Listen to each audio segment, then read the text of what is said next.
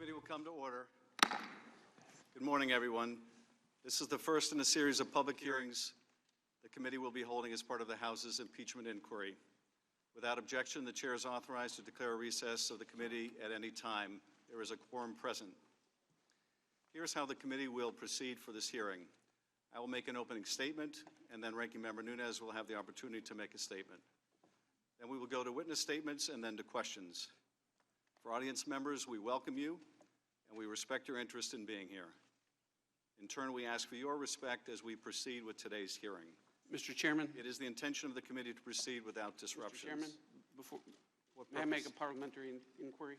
Chairman will state the inquiry. Mr. Chairman, this is our first hearing under these new set of rules.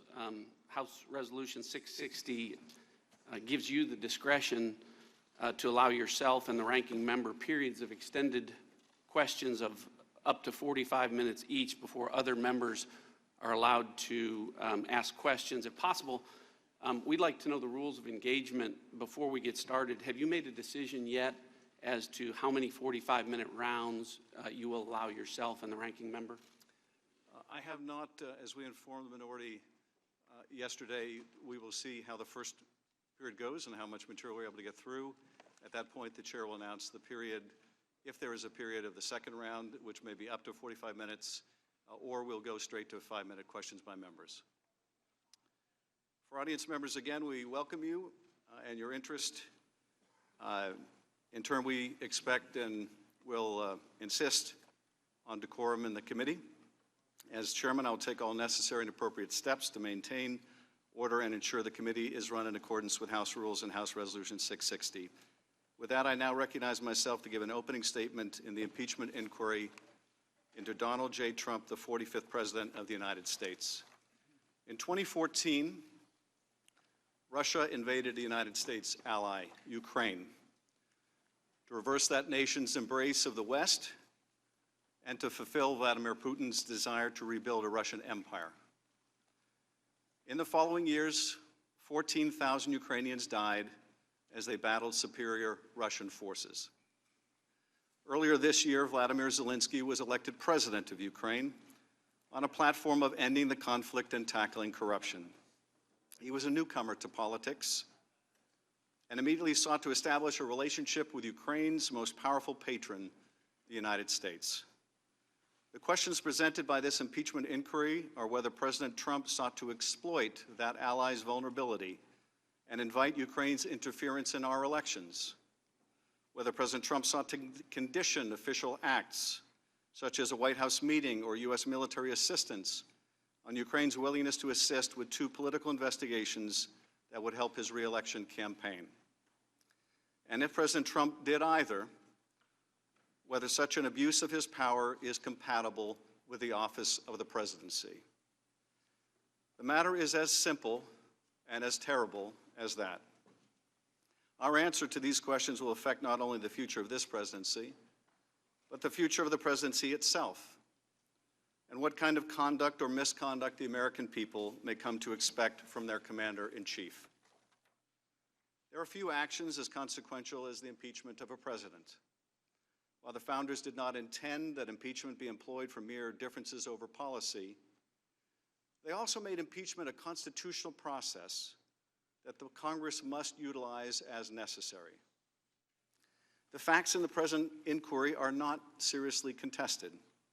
Beginning in January of this year, the President's personal attorney, Rudy Giuliani, pressed Ukrainian authorities to investigate Burisma, the country's largest national gas producer, and the Bidens, since Vice President Joe Biden was seen as a strong potential challenger to Trump.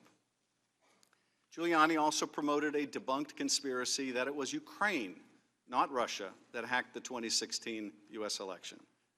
The nation's intelligence agencies have stated unequivocally that it was Russia, not Ukraine, that interfered in our election.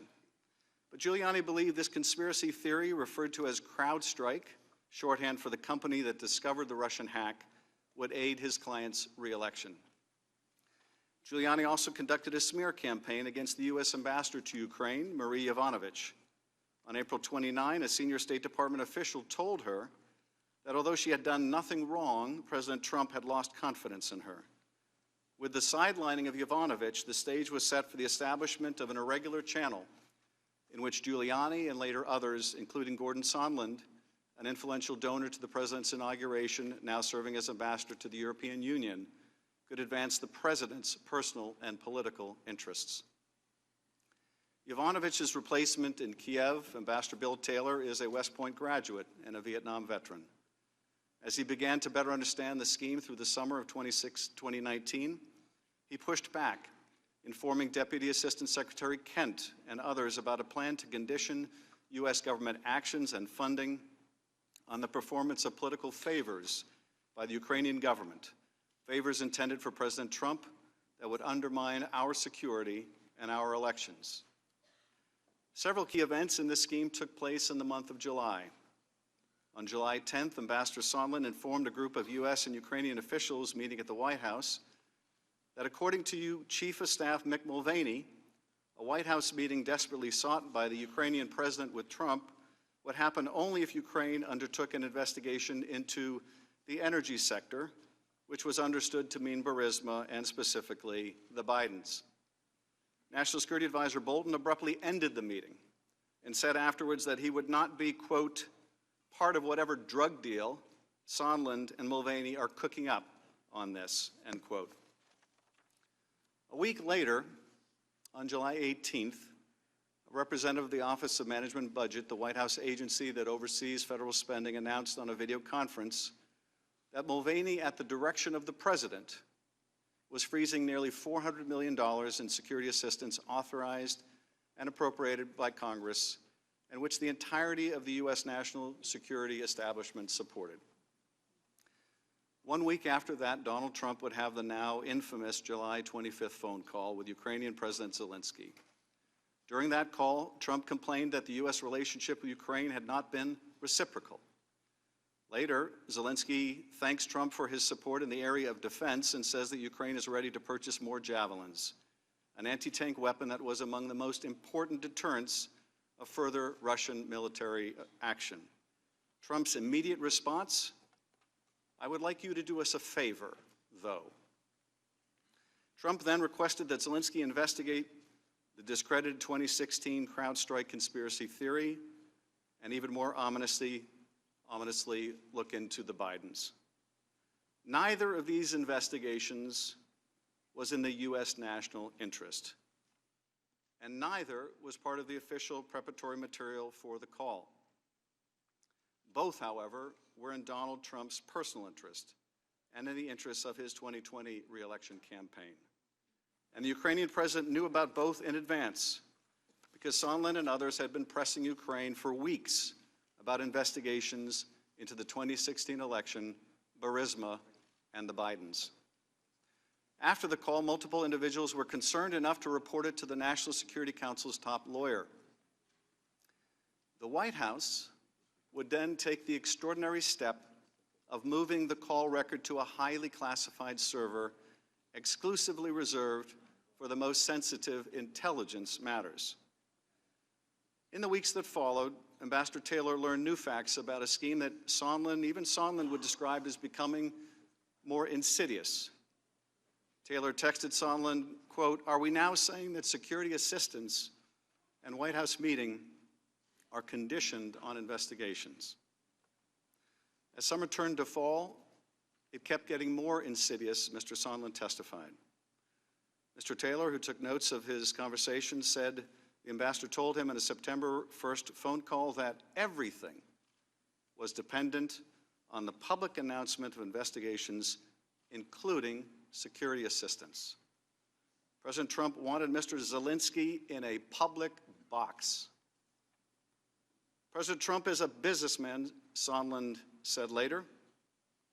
When a businessman is about to sign a check to someone who owes him something, the businessman asks that person to pay up before signing the check.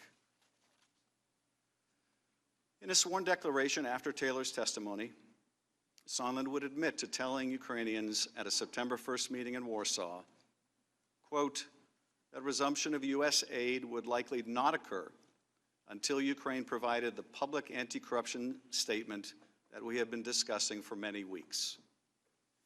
The President's Chief of Staff confirmed Trump's efforts to coerce Ukraine by withholding aid.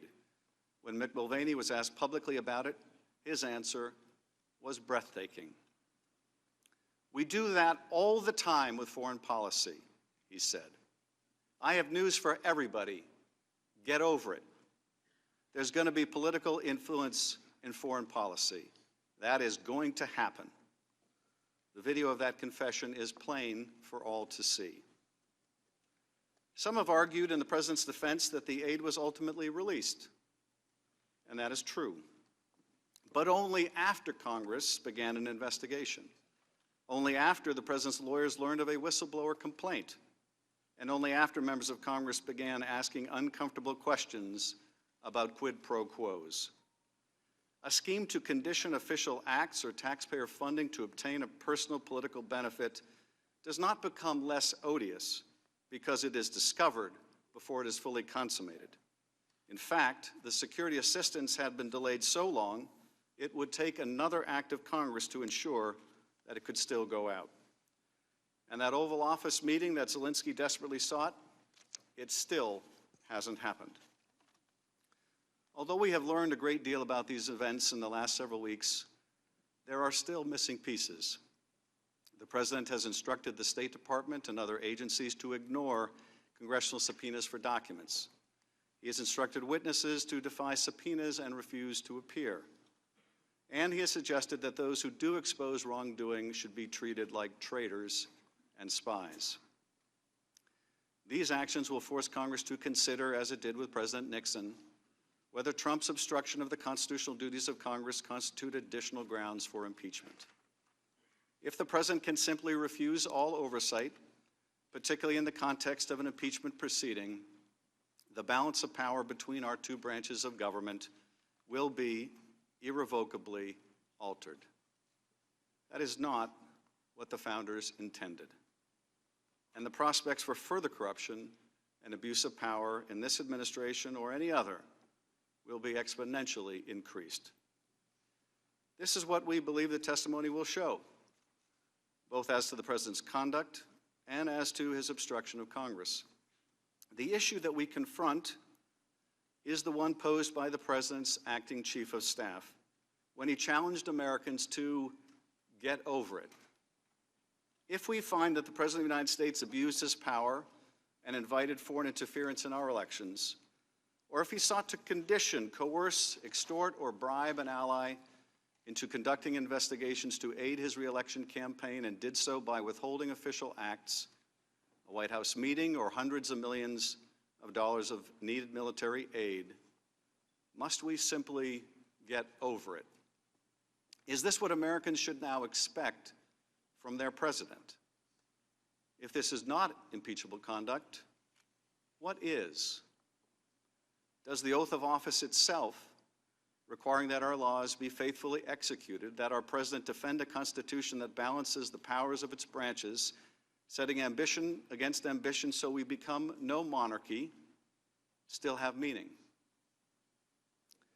These are the questions we must ask and answer, without rancor if we can, without delay regardless, and without party favor, and without prejudice if we are true to our responsibilities. Benjamin Franklin was asked what kind of a country America was to become. A republic, he answered, if you can keep it.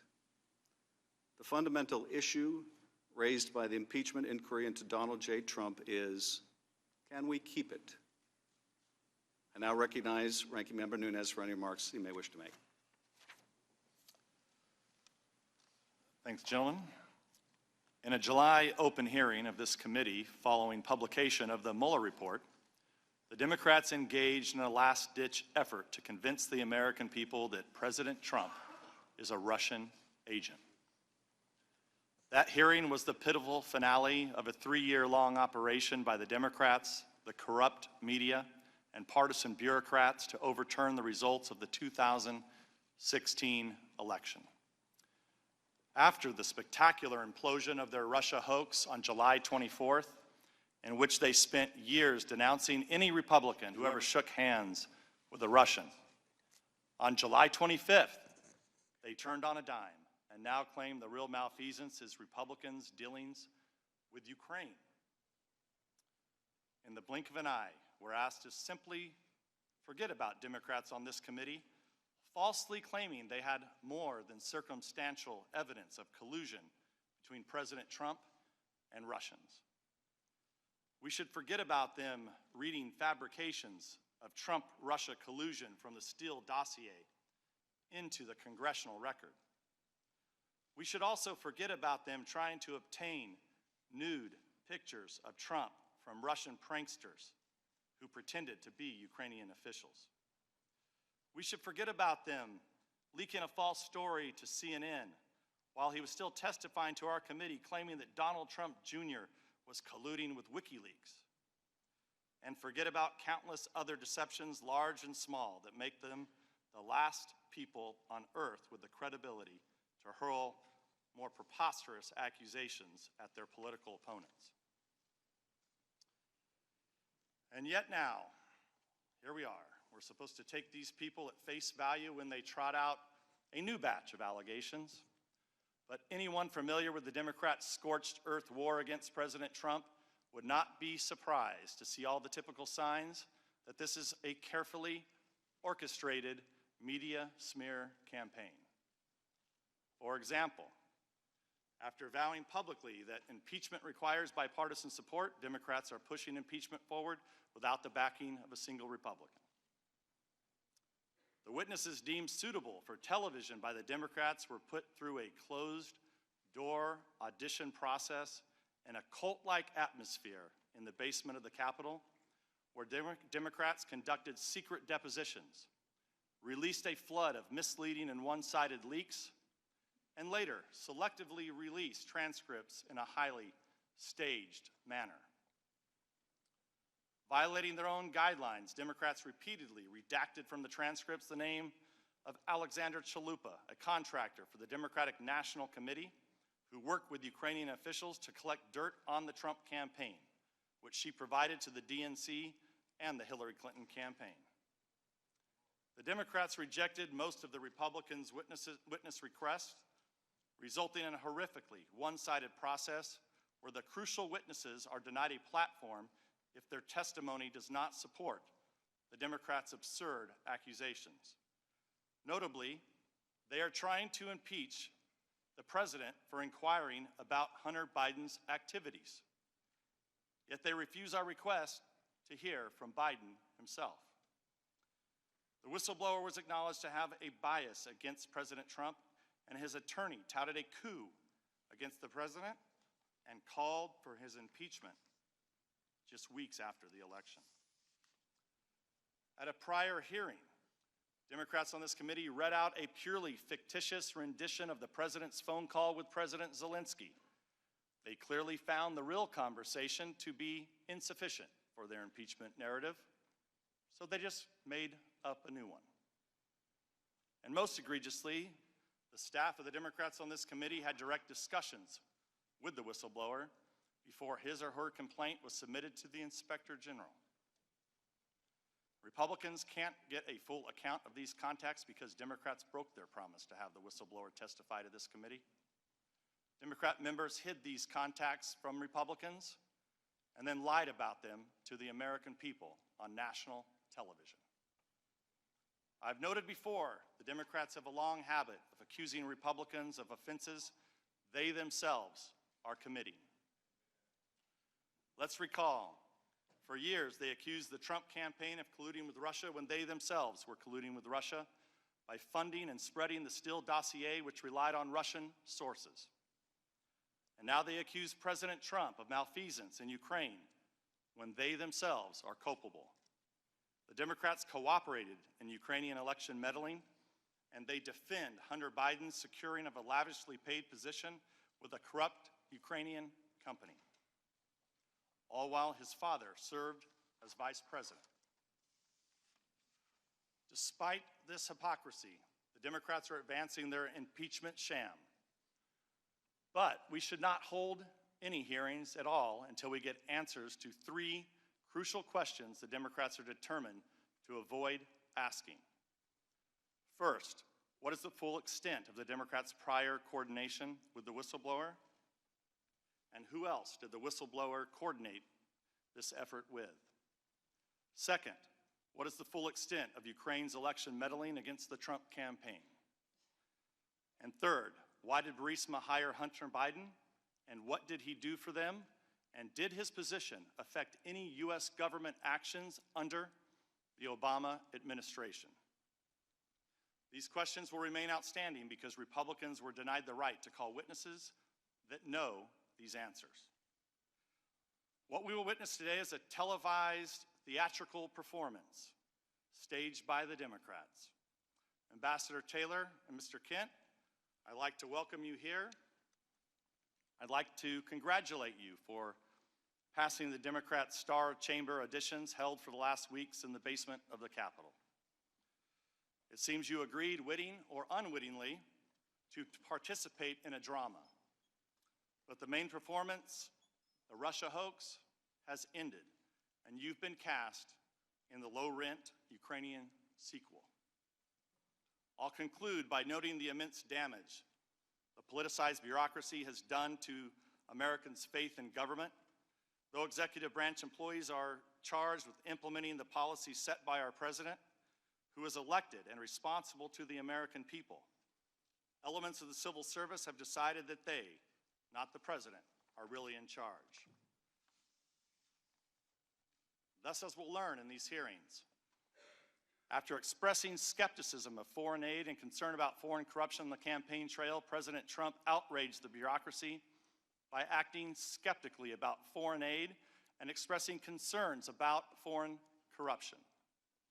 Officials' alarm at the president's actions was typically based on second-hand, third-hand, and even fourth-hand rumors and innuendo.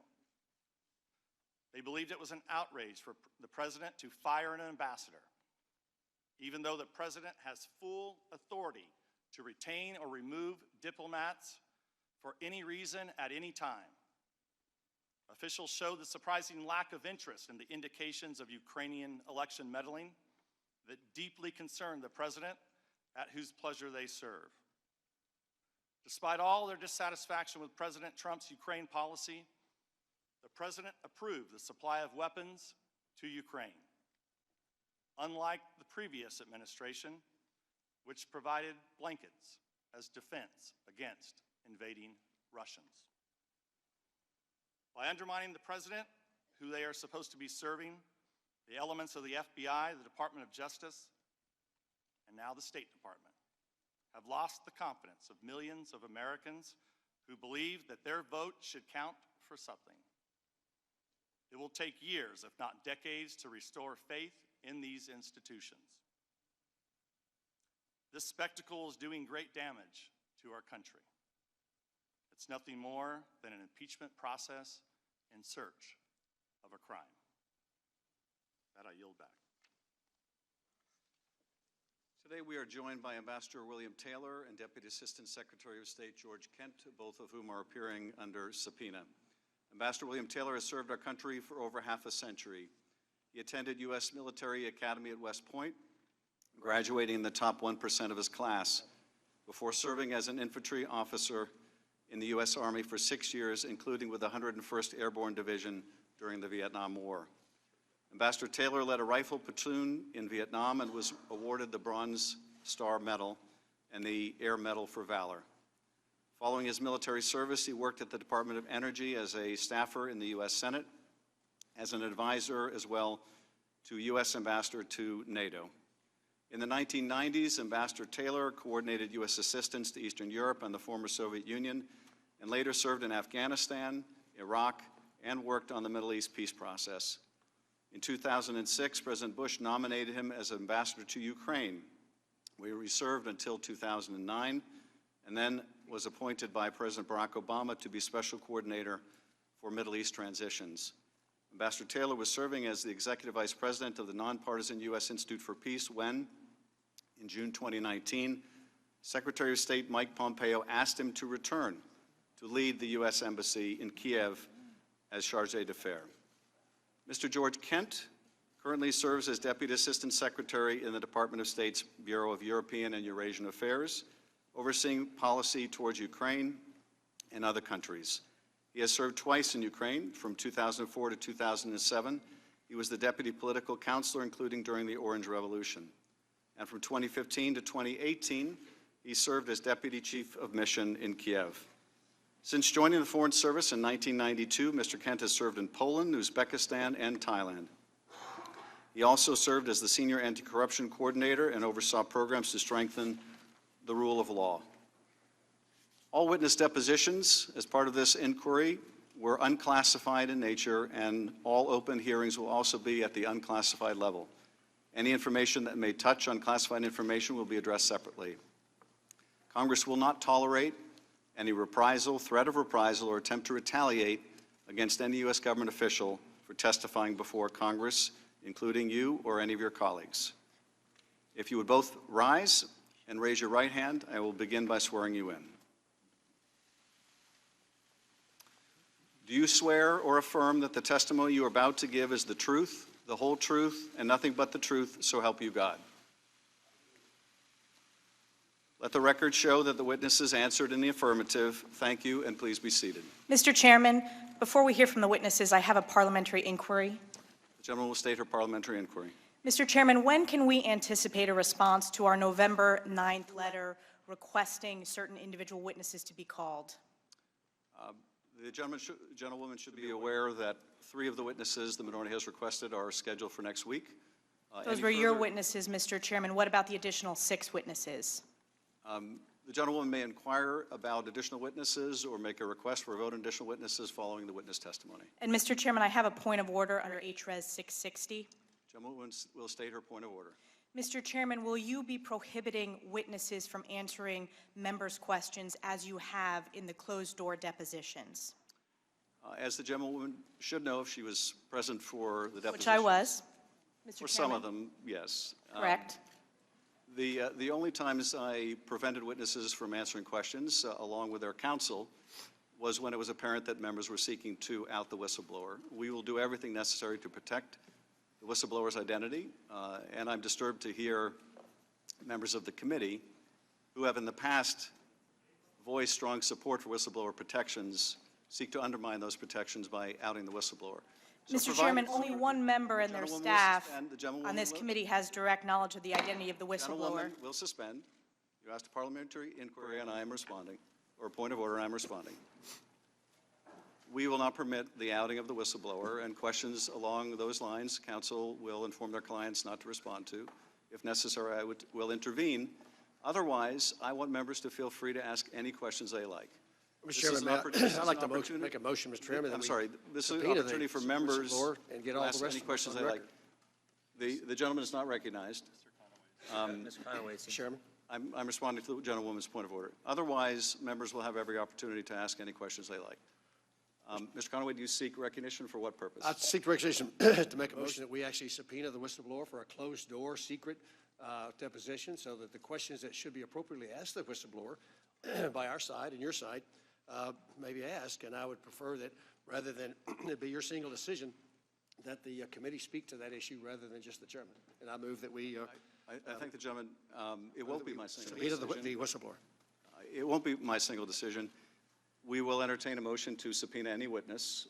but after the witnesses have had an opportunity to testify. That Thank you, Mr. Chairman. motion will be in order, but that motion will be suspended until after the witnesses All right, testify. thank you, Mr. Chairman. Mr. Chairman, do you anticipate when we would vote What on that? purpose does Mr. Jordan seek recognition? Just to ask a clarifying question, do you anticipate when we might vote on the ability to have the whistleblower in front of us, something you, of the 435 members of Congress, you are the only member who knows who that individual is, and your staff is the only staff of any member of Congress who's had a chance to talk with that individual. We would like that opportunity. When might that happen in this proceeding today? First, as the gentleman knows, that's a false statement. I do not know the identity of the whistleblower, and I'm determined to make sure that identity is protected. But as I said to Mr. Conaway, you will have an opportunity, after the witnesses testify, to make a motion to subpoena any witness and compel a vote. And with that, I now recognize the witnesses. Before I do, I want to just emphasize the microphones are sensitive, so please speak directly into them. Without objection, your written statements will be made part of the record. And with that, Deputy Assistant Secretary Kent, you are recognized for your opening statement. Ambassador Taylor, you were recognized immediately thereafter for your opening statement. Good morning. My name is George Kent, and I am the Deputy Assistant Secretary of State for Eastern Europe and the Caucasus. I have served proudly as a nonpartisan career Foreign Service officer for more than 27 years under 5 presidents, 3 Republican and 2 Democrat. As I mentioned in my opening comments last month in the closed-door deposition, I represent the 3rd generation of my family who have chosen a career in public service and sworn the oath of office that all U.S. public servants do in defense of our Constitution. Indeed, there has been a George Kent sworn to defend the Constitution continuously for nearly 60 years, ever since my father reported to Annapolis for his plebe summer. After graduating first in his Naval Academy class in 1965, the year best known for his Heisman-winning classmate Roger Staubach, my father served a full, honorable 30 years, including as a captain of a nuclear ballistic missile submarine during the height of the Cold War. 5 great-uncles served honorably in the Navy and the Army in World War II. In particular, Tom Taggart was stationed in the Philippines at the time of the attack on Pearl Harbor. He survived the brutal Bataan Death March and 3.5 years in a Japanese prisoner of war camp unbroken. He returned to service as an Air Force judge advocate, upholding the rule of law until his death in 1965. Today, I appear before you once again, under subpoena, as a fact witness, ready to answer all of your questions about the events and developments examined in this inquiry, to the best of my ability and recollection, subject to the limits placed on me by the law and this process. I will begin with some opening comments on the key principles at the heart of what brings me before you today, to wit, principled public service in pursuit of our enduring national interests and the place of Ukraine in our national and security interests. For the past 5 years, we have focused our united efforts across the Atlantic to support Ukraine in its fight for the cause of freedom and the rebirth of a country free from Russian dominion and the warped legacy of Soviet institutions and post-Soviet behavior. As I stated in my closed-door deposition last month, you don't step into the public arena of international diplomacy in active pursuit of principled U.S. interests without expecting vigorous pushback, including personal attacks. Such attacks came from the Russians, their proxies, and corrupt Ukrainians. That tells me our efforts were hitting their mark. It was unexpected and most unfortunate, however, to watch some Americans, including those who allied themselves with corrupt Ukrainians in pursuit of private agendas, launch attacks on dedicated public servants advancing U.S. interests in Ukraine.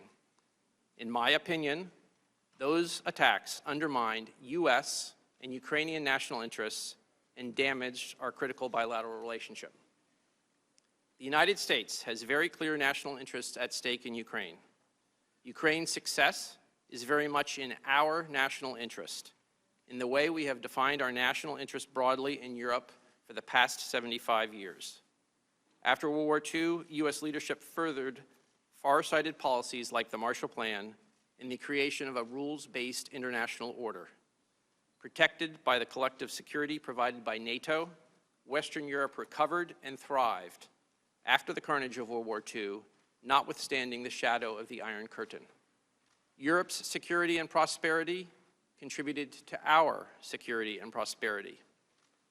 Support of Ukraine's success also fits squarely into our strategy for Central and Eastern Europe since the fall of the wall 30 years ago this past week. A Europe truly whole, free, and at peace, our strategic aim for the entirety of my Foreign Service career, is not possible without a Ukraine whole, free, and at peace, including Crimea and the Donbass, territories currently occupied by Russia, represented by the red in the map. Looking forward, the Trump administration's national security strategy makes clear the global strategic challenge now before us: great power competition with rivals such as Russia and China, and the need to compete for positive influence without taking countries for granted.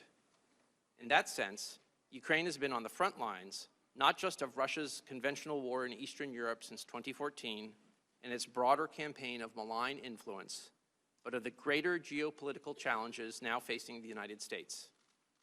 Ukraine's popular revolution of dignity in 2014 forced a corrupt, pro-Russian leadership to flee to Moscow. After that, Russia invaded Ukraine, occupying 7% of its territory, roughly equivalent to the size of Texas for the United States. At that time, Ukraine's state institutions were on the verge of collapse. Ukrainian civil society answered the challenge. They formed volunteer battalions of citizens, including technology professionals and medics. They crowdsourced funding for their own weapons, body armor, and supplies. They were the 21st century Ukrainian equivalent of our own Minutemen of 1776, buying time for a regular army to reconstitute. Since then, more than 13,000 Ukrainians have died on Ukrainian soil defending their territorial integrity and sovereignty from Russian aggression. America's support in Ukraine's own de facto war of independence has been critical in this regard. By analogy, the American colonies may not have prevailed against the British imperial might without the help of transatlantic friends after 1776. In an echo of Lafayette's organized assistance to General George Washington's Army and Admiral John Paul Jones's Navy, Congress has generously appropriated over $1.5 billion over the past 5 years in desperately needed trained and equipped security assistance to Ukraine. These funds increase Ukraine's strength and ability to fight Russian aggression. Ultimately, Ukraine is on a path to become a full security partner of the United States within NATO. Similar to von Steuben training colonials at Valley Forge, U.S. and NATO allied trainers developed the skills of Ukrainian units at Yavoriv near the Polish border and elsewhere. They help rewrite military education for Ukraine's next generation, as von Steuben did for America's first. In supporting Ukraine's brave resistance to Russian aggression, we have a front-row seat to the Russian way of war in the 21st century, gaining priceless insights that contribute to our own security. This year, in 2019, Ukrainian citizens passed the political torch to a new generation, one that came of age not in the final years of the Soviet Union, but in an independent Ukraine. Presidential and parliamentary elections swept out much of Ukraine's previous governing elite and seated 41-year-old President Zelensky, a cabinet with an average age of 39, and a parliament with the average age of 41. At the heart of that change mandate, 5 years after Ukraine's revolution of dignity, is a thirst for justice, because there cannot be dignity without justice. Without a reformed judicial sector that delivers justice with integrity for all, Ukrainian society will remain unsettled. Foreign investors, including American investors, will not bring the great investment needed to ensure that Ukraine's long-term prosperity is secured. This is why the principled promotion of the rule of law and institutional integrity is so necessary to our strategy for a successful Ukraine. It is also true for other former captive nations still recovering from the ashes of Soviet and communist misrule. It is why acting inconsistently with the core principle of the rule of law comes at great peril.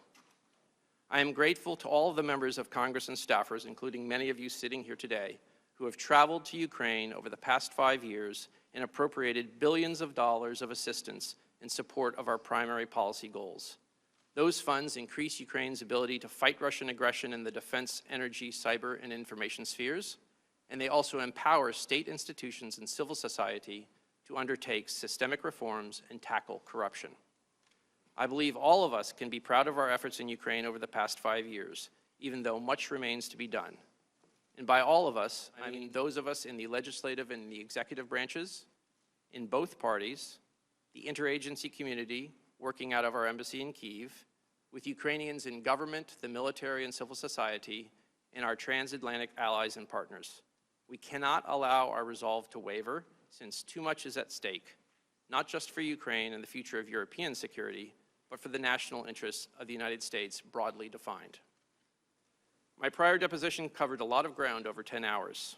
Here are the main 10 themes for my testimony. I outlined my experience with longstanding U.S. interest in supporting anti-corruption efforts in Ukraine. This work gave me a front row seat to problematic activities by successive prosecutors general in Ukraine. For many of the issues this committee is investigating, my knowledge and understanding is sometimes firsthand and sometimes comes from others involved in specific conversations and meetings. This is no different than how anyone learns and carries out his or her job responsibilities. I have been and remain willing to share my factual observations with the committee and will make clear when those are based on personal knowledge or from information gleaned from others. U.S. efforts to counter corruption in Ukraine focus on building institutional capacity so that the Ukrainian government has the ability to go after corruption and effectively investigate, prosecute, and judge alleged criminal activities using appropriate institutional mechanisms. That is, to create and follow the rule of law. That means that if there are criminal nexuses for activity in the United States, U.S. law enforcement should pursue the case. If we think there's been a criminal act overseas that violates U.S. law, we have the institutional mechanisms to address that. It could be through the Justice Department and FBI agents assigned overseas, or through treaty mechanisms, such as the Mutual Legal Assistance Treaty. As a general principle, I do not believe the United States should ask other countries to engage in selective, politically associated investigations or prosecutions against opponents of those in power, because such selective actions undermine the rule of law, regardless of the country. The pervasive and longstanding problem of corruption in Ukraine included exposure to a situation involving the energy company Burisma. The primary concern of the U.S. government since 2014 was Burisma's owner, Mykola Zlochevsky, whose frozen assets abroad we had attempted to recover on Ukraine's behalf. In early 2015, I raised questions with the Deputy Prosecutor General about why the investigation of Mr. Zlochevsky had been terminated, based on our belief that prosecutors had accepted bribes to close the case. Later, I became aware that Hunter Biden was on the board of Burisma. Soon after that, in a briefing call with the national security staff of the Office of the Vice President in February of 2015, I raised my concern that Hunter Biden's status as a board member could create the perception of a conflict of interests. Let me be clear, however, I did not witness any effort by any U.S. official to shield Burisma from scrutiny. In fact, I and other U.S. officials consistently advocated reinstituting a scuttled investigation of Zlochevsky, Burisma's founder, as well as holding the corrupt prosecutors who closed the case to account. Over the course of 2018 and 2019, I became increasingly aware of an effort by Rudy Giuliani and others, including his associates Lev Parnas and Igor Fruman, to run a campaign to smear Ambassador Yovanovitch and other officials at the U.S. Embassy in Kyiv. The chief agitators on the Ukrainian side of this effort were some of those same corrupt former prosecutors I had encountered, particularly Yuri Lutsenko and Viktor Shokin. They were now peddling false information in order to extract revenge against those who had exposed their misconduct, including U.S. diplomats, Ukrainian anti-corruption officials, and reform-minded civil society groups in Ukraine. During the late spring and summer of 2019, I became alarmed as those efforts bore fruit. They led to the ouster of Ambassador Yovanovitch and hampered U.S. efforts to establish rapport with the new Zelensky administration in Ukraine. In mid-August, it became clear to me that Giuliani's efforts to gin up politically motivated investigations were now infecting U.S. engagement with Ukraine, leveraging President Zelensky's desire for a White House meeting. There are and always have been conditionality placed on our sovereign loan guarantees for Ukraine. Conditions include anti-corruption reforms, as well as meeting larger stability goals and social safety nets. The International Monetary Fund does the same thing. Congress and the executive branch work together to put conditionality on some security assistance in the Ukraine Security Assistance Initiative. Regarding my testimony today, I will do my best to answer your questions that will involve issues, conversations, and documents that span a number of years. I may be limited by 3 considerations. First, the State Department has collected all materials in response to the September 27th subpoena that may contain facts relevant to my testimony. I have no such documents or materials with me today. I will thus do my best to answer as accurately, completely, and truthfully as I can to the best of my recollection. Second, as this committee knows from deposition testimony, throughout this process there have been concerns that questions may be asked about classified information. We have asked the State Department for guidance about classification concerns related to the public release of my deposition, and the State Department has declined to provide any. So if I'm asked a question today that I believe may implicate classified information, I will respectfully decline to answer in this public forum. Third, there may be questions focusing on the identity of people in the intelligence community. These questions were redacted from my deposition's transcript. If such a question arises today, I will follow my counsel's advice and decline to answer. I would like to conclude my opening remarks with an observation about some of my fellow public servants who have come under personal attacks. Ambassador Yovanovitch, Lieutenant Colonel Vindman, and Dr. Hill, at least one of whom is going to appear before this body in the coming days. Masha, Alex, and Fiona were born abroad before their families or they themselves personally chose to immigrate to the United States. They all made the professional choice to serve the United States as public officials, helping shape our national security policy towards Russia in particular, and we and our national security are the better for it. In this sense, they are the 21st century heirs of 2 giants of 20th century U.S. national security policy who also were born abroad. My former professor Zbigniew Brzezinski and his fellow immigrant Henry Kissinger. Like the Brzezinskis and Kissingers, the Yovanovitches and Vindmans fled Nazi and communist oppression to contribute to a stronger, more secure America. That honorable tradition of transatlantic ties goes back to the very founding of our republic. Our 18th century independence would not have been secured without the choice of European officers, the French-born Lafayette and Rochambeau, the German-born von Steuben, and the Poles Pulaski and Kosciuszko, to come to the New World and fight for our cause of freedom and the birth of a new country free from imperial dominion. It is my privilege to sit next to my former boss, Ambassador Taylor, today, and it is my honor to serve with all of these patriotic Americans. Thank you. Thank you, Ambassador Taylor. Mr. Chairman, I'm appearing today at the committee's request to provide my perspective on the events that are the subject of the committee's inquiry. I want to emphasize at the outset that while I am aware that the committee has requested my testimony as part of impeachment proceedings, I am not here to take one side or the other, or to advocate for any particular outcome of these proceedings. My sole purpose is to provide facts as I know them about the incidents in question, as well as my views about the strategic importance of Ukraine to the United States. By way of background, it has been a privilege for me to serve our country and the American people for more than 50 years, starting as a cadet at West Point, as you have mentioned, Mr. Chairman, then as an infantry officer for 6 years, including with the 101st Airborne Division in Vietnam, then at the Department of Energy, then as a member of a Senate staff, then at NATO, then with the State Department here and abroad in Afghanistan, Iraq, Jerusalem, and Ukraine.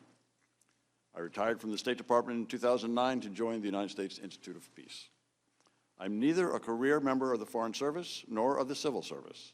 I am nonpartisan and have been appointed to my positions by every president from President Reagan to President Trump. Let me summarize my main points.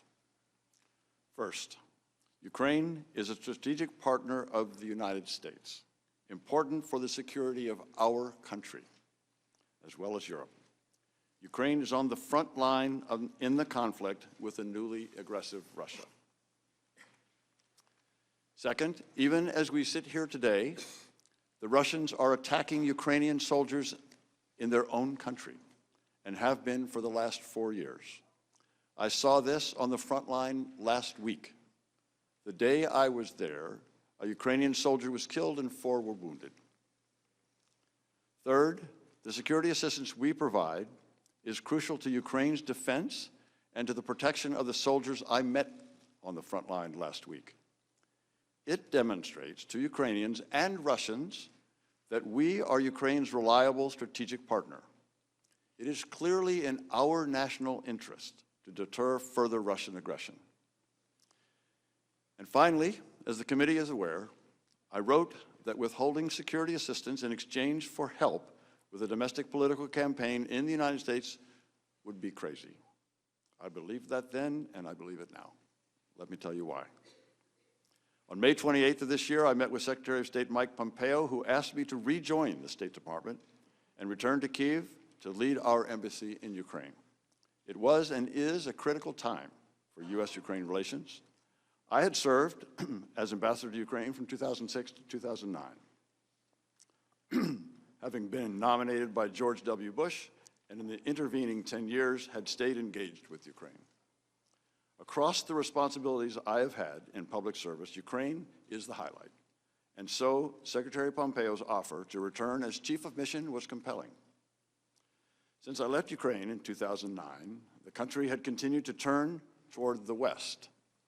But in 2013, Vladimir Putin was so threatened by the prospect of Ukraine joining the European Union that he tried to bribe the Ukrainian president. This triggered mass protests in the winter of 2013 that drove that president to flee to Russia in February 2014, but not before his forces killed 100 Ukrainian protesters in central Kyiv. Days later, Mr. Putin invaded Crimea, holding a sham referendum at the point of Russian army rifles. The Russians absurdly claimed that 97% voted to join Russia. In early April, Putin sent his army and security forces into southeastern Ukraine to generate illegal armed formations and puppet governments in what we know as Donbass. You can see this on the map in the right-hand portion, in the eastern portion of the country. 14,000 Ukrainians have died in the war in Donbass, and more die each week. In July 2014, these Russian-led forces in Donbass shot down a civilian airliner en route from Amsterdam to Malaysia, killing all 298 people on board. We, the Europeans, and most of the West imposed economic sanctions and kicked the Russians out of the G8. Beginning in 2014, we and NATO began to provide military assistance to Ukraine's armed forces in the form of training, advice, military equipment, and weapons.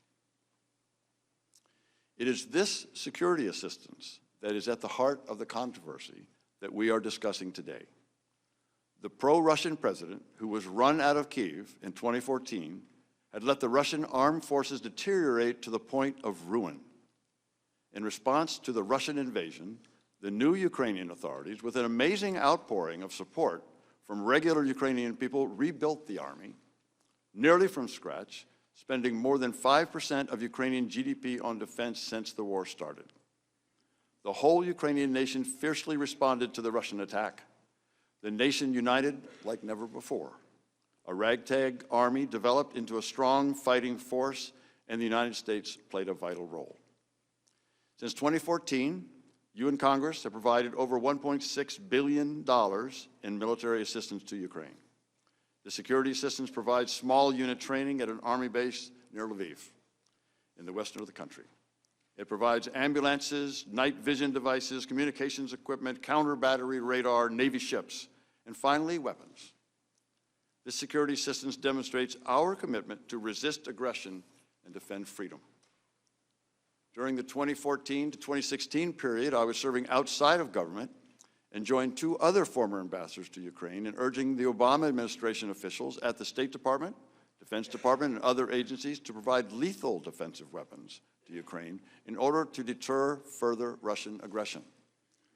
I also supported much stronger sanctions on Russia. I was pleased when the Trump administration provided Javelin anti-tank missiles and enacted stronger sanctions. All to say, I cared about Ukraine's future and the important U.S. interests there. So when Secretary Pompeo asked me to go back to Kyiv, I wanted to say yes, but it was not an easy decision. The former ambassador, Masha Ivanovich, has been treated poorly, caught in a web of political machinations both in Kyiv and in Washington. I feared that those problems were still present. I consulted both my wife and a respected former senior Republican official who has been a mentor. I will tell you that my wife, in no uncertain terms, strongly opposed the idea. The mentor counseled, if your country asks you to do something, you do it if you can be effective. I could be effective only if the U.S. policy of strong support for Ukraine, strong diplomatic support, along with robust security, economic, and technical assistance were to continue. And if I had the backing of the Secretary of State to implement that policy. And I worried about what I had heard concerning the role of Rudy Giuliani, who had made several controversial statements about Ukraine and U.S. policy toward the country.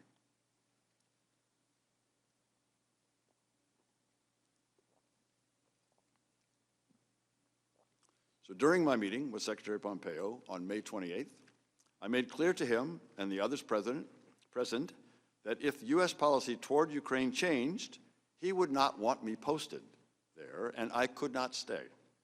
He assured me that the policy of strong support for Ukraine would continue and that he would support me in defending that policy. With that understanding, I agreed to go back to Kyiv. Because I was appointed by the Secretary but not reconfirmed by the Senate, my official position was chargé d'affaires ad interim. In effect, I was the acting ambassador to Ukraine. I returned to Kyiv on June 17th, carrying the original copy of a letter President Trump signed the day after I met with the Secretary. In that letter, President Trump congratulated President Zelensky on his election victory and invited him to a meeting in the Oval Office. But once I arrived in Kyiv, I discovered a weird combination of encouraging, confusing, and ultimately alarming circumstances. First, the encouraging. President Zelensky was reforming Ukraine in a hurry. He appointed reformist ministers and supported long-stalled anti-corruption legislation. He took quick executive action, including opening Ukraine's high anti-corruption court. With a new parliamentary majority stemming from snap elections, President Zelensky changed the Ukrainian constitution to remove absolute immunity from Rada deputies, the source of raw corruption for 2 decades. The excitement in Kyiv was palpable. This time could be different, a new Ukraine finally breaking from its corrupt post-Soviet past. And yet, I found a confusing and unusual arrangement for making U.S. policy toward Ukraine. There appeared to be 2 channels of U.S. policymaking and implementation, one regular and one highly irregular. As the acting ambassador, I had authority over the regular, formal diplomatic processes, including the bulk of the U.S. effort to support Ukraine against Russian invasion and to help it defeat corruption. My colleague, Deputy Assistant Secretary of State George Kent, and our colleagues at the National Security Council were my main points of contact in Washington in this regular channel. This channel is formally responsible for formulating and overseeing the implementation of U.S. foreign policy with respect to Ukraine, a policy that has consistently enjoyed strong bipartisan support, both in Congress and in all administrations since Ukraine's independence from Russia in 1991. At the same time, however, I encountered an irregular, informal channel of U.S. policymaking with respect to Ukraine, unaccountable to Congress, a channel that included then Special Envoy Kurt Volker, U.S. Ambassador to the European Union Gordon Sondland, Secretary of Energy Rick Perry, White House Chief of Staff Mick Mulvaney, and, as I subsequently learned, Mr. Giuliani. I was clearly in the regular channel, but I was also in the irregular one to the extent that Ambassadors Volker and Sondland, including me in certain conversations. Although this irregular channel was well connected in Washington, it operated mostly outside of official State Department channels. The irregular channel began when Ambassador Volker, Ambassador Sondland, Secretary Perry, and Senator Ron Johnson briefed President Trump on May 23rd upon their return from President Zelensky's inauguration. The delegation was as enthusiastic as I would soon become about the new Ukrainian president and urged President Trump to meet with him early on to cement the U.S.-Ukraine relationship. But from what I understood from the participants, President Trump did not share their enthusiasm for a meeting with President Zelensky. When I arrived in Kyiv, the actions of both the regular and the irregular channels of foreign policy appeared to serve the same goal, a strong U.S.-Ukraine partnership. But it became clear to me by August that the channels had diverged in their objectives. As this occurred, I became increasingly concerned. In late June, both channels were trying to facilitate a visit by President Zelensky to the White House for a meeting with President Trump, which President Trump had promised in his congratulatory letter of May 29th. The Ukrainians were clearly eager for the meeting to happen. But during my subsequent communications with Ambassadors Volker and Sondland, they relayed to me that the President wanted to hear from Zelensky before scheduling the meeting in the Oval Office. It was not clear to me what this meant. On June 27th, Ambassador Sondland told me during a phone conversation that President Zelensky needed to make clear to President Trump that he, President Zelensky, was not standing in the way of investigations. I sensed something odd when Ambassador Sondland told me on June 28th that he did not wish to include most of the regular interagency participants in a call planned with President Zelensky later that day. Ambassador Sondland, Ambassador Volker, Secretary Perry, and I were on this call, dialing in from different locations. However, Ambassador Sondland said he wanted to make sure no one was transcribing or monitoring as they added President Zelensky to the call. Also, before President Zelensky joined the call, Ambassador Volker separately told the U.S. participants that he, Ambassador Volker, planned to be explicit with President Zelensky in a one-on-one meeting in Toronto on July 2nd. In that meeting, Ambassador Volker planned to make clear what President Zelensky should do to get the White House meeting. I did not understand what this meant, but Ambassador Volker said he would relay that President Trump wanted to see rule of law, transparency, but also specifically cooperation on investigations to get to the bottom of things. Once President Zelensky joined the call, the conversation was focused on energy policy and the war in Donbass. President Zelensky also said he looked forward to the White House visit President Trump had offered in his May 29th letter. By mid-July, it was becoming clear to me that the meeting President Zelensky wanted was conditioned on the investigations of Burisma and alleged Ukrainian interference in the 2016 U.S. elections. It was also clear that this condition was driven by the irregular policy channel I had come to understand was guided by Mr. Giuliani. In a regular NSC secure video conference call on July 18th, I heard a staff person from the Office of Management and Budget say that there was a hold on security assistance to Ukraine, but could not say why. Toward the end of an otherwise normal meeting, a voice on the call, the person was off screen, said that she was from OMB and her boss had instructed her not to approve any additional spending on security assistance for Ukraine until further notice. I and others sat in astonishment. The Ukrainians were fighting Russians and counted on not only the training and weapons, but also the assurance of U.S. support. All that the OMB staff person said was that the directive had come from the President to the Chief of Staff to OMB. In an instant, I realized that one of the key pillars of our strong support for Ukraine was threatened. The irregular policy channel was running contrary to the goals of long-standing U.S. policy. There followed a series of NSC-led interagency meetings, starting at the staff level and quickly reaching the level of cabinet secretaries. At every meeting, the unanimous conclusion was that the security assistance should be resumed, the hold lifted. At one point, the Defense Department was asked to perform an analysis of the effectiveness of the assistance. Within a day, the Defense Department came back with the determination that the assistance was effective and should be resumed. My understanding was that the Secretaries of Defense and State, the CIA Director, and the National Security Advisor sought a joint meeting with the president to convince him to release the hold, but such a meeting was hard to schedule, and the hold lasted well into September. On July 9th, in a phone call with then Senior Director for European and Russian Affairs Fiona Hill and Director of European Affairs Lieutenant Colonel Alex Vindman at the NSC, they tried to assure me that they were not aware of any official change in U.S. policy towards Ukraine, OMB's announcement notwithstanding. They did confirm that the hold on security assistance for Ukraine came from Chief of Staff Mick Mulvaney, who maintained a skeptical view of Ukraine. In the same July 19th phone call, they gave me an account of a July 10th meeting with Ukrainian and American officials at the White House. They told me that partway through the meeting, Ambassador Sondland had connected investigations with an Oval Office meeting for President Zelensky, which so irritated then National Security Advisor John Bolton that he abruptly ended the meeting, telling Dr. Hill and Lieutenant Colonel Vindman that they should have nothing to do with domestic politics. He also directed Dr. Hill to brief the lawyers. Dr. Hill said that Ambassador Bolton referred to this deal as this is a drug deal after the July 10th meeting. Ambassador Bolton opposed a call between President Zelensky and President Trump out of concern that it would be a disaster. Needless to say, the Ukrainians in the meetings were confused.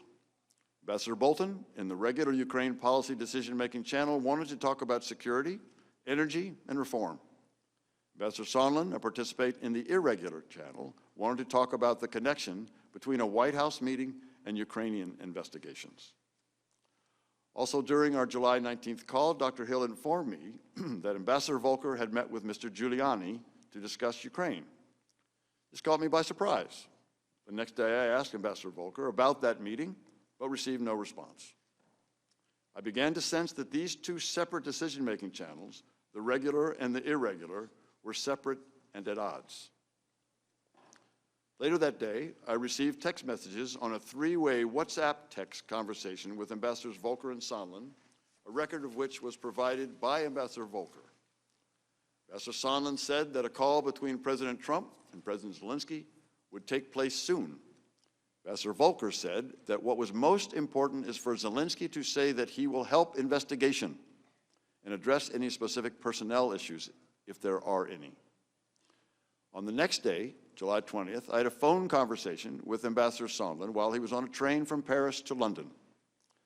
Ambassador Sondland told me that he had recommended to President Zelensky that he use the phrase, "I will leave no stone unturned," with regard to investigations when President Zelensky spoke with President Trump.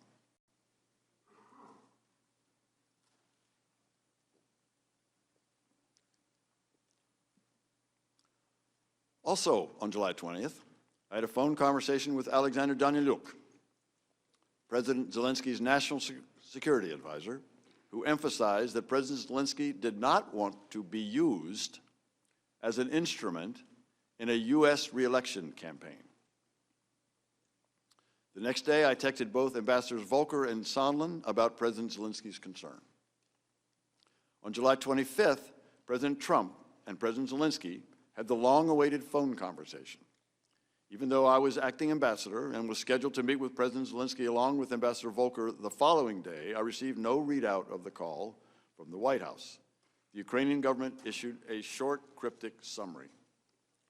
During a previously planned July 26 meeting, President Zelensky told Ambassador Volker and me that he was happy with the call, but did not elaborate. President Zelensky then asked about the face-to-face meeting in the Oval Office as promised in the May 29th letter from President Trump. We could give him no firm answer.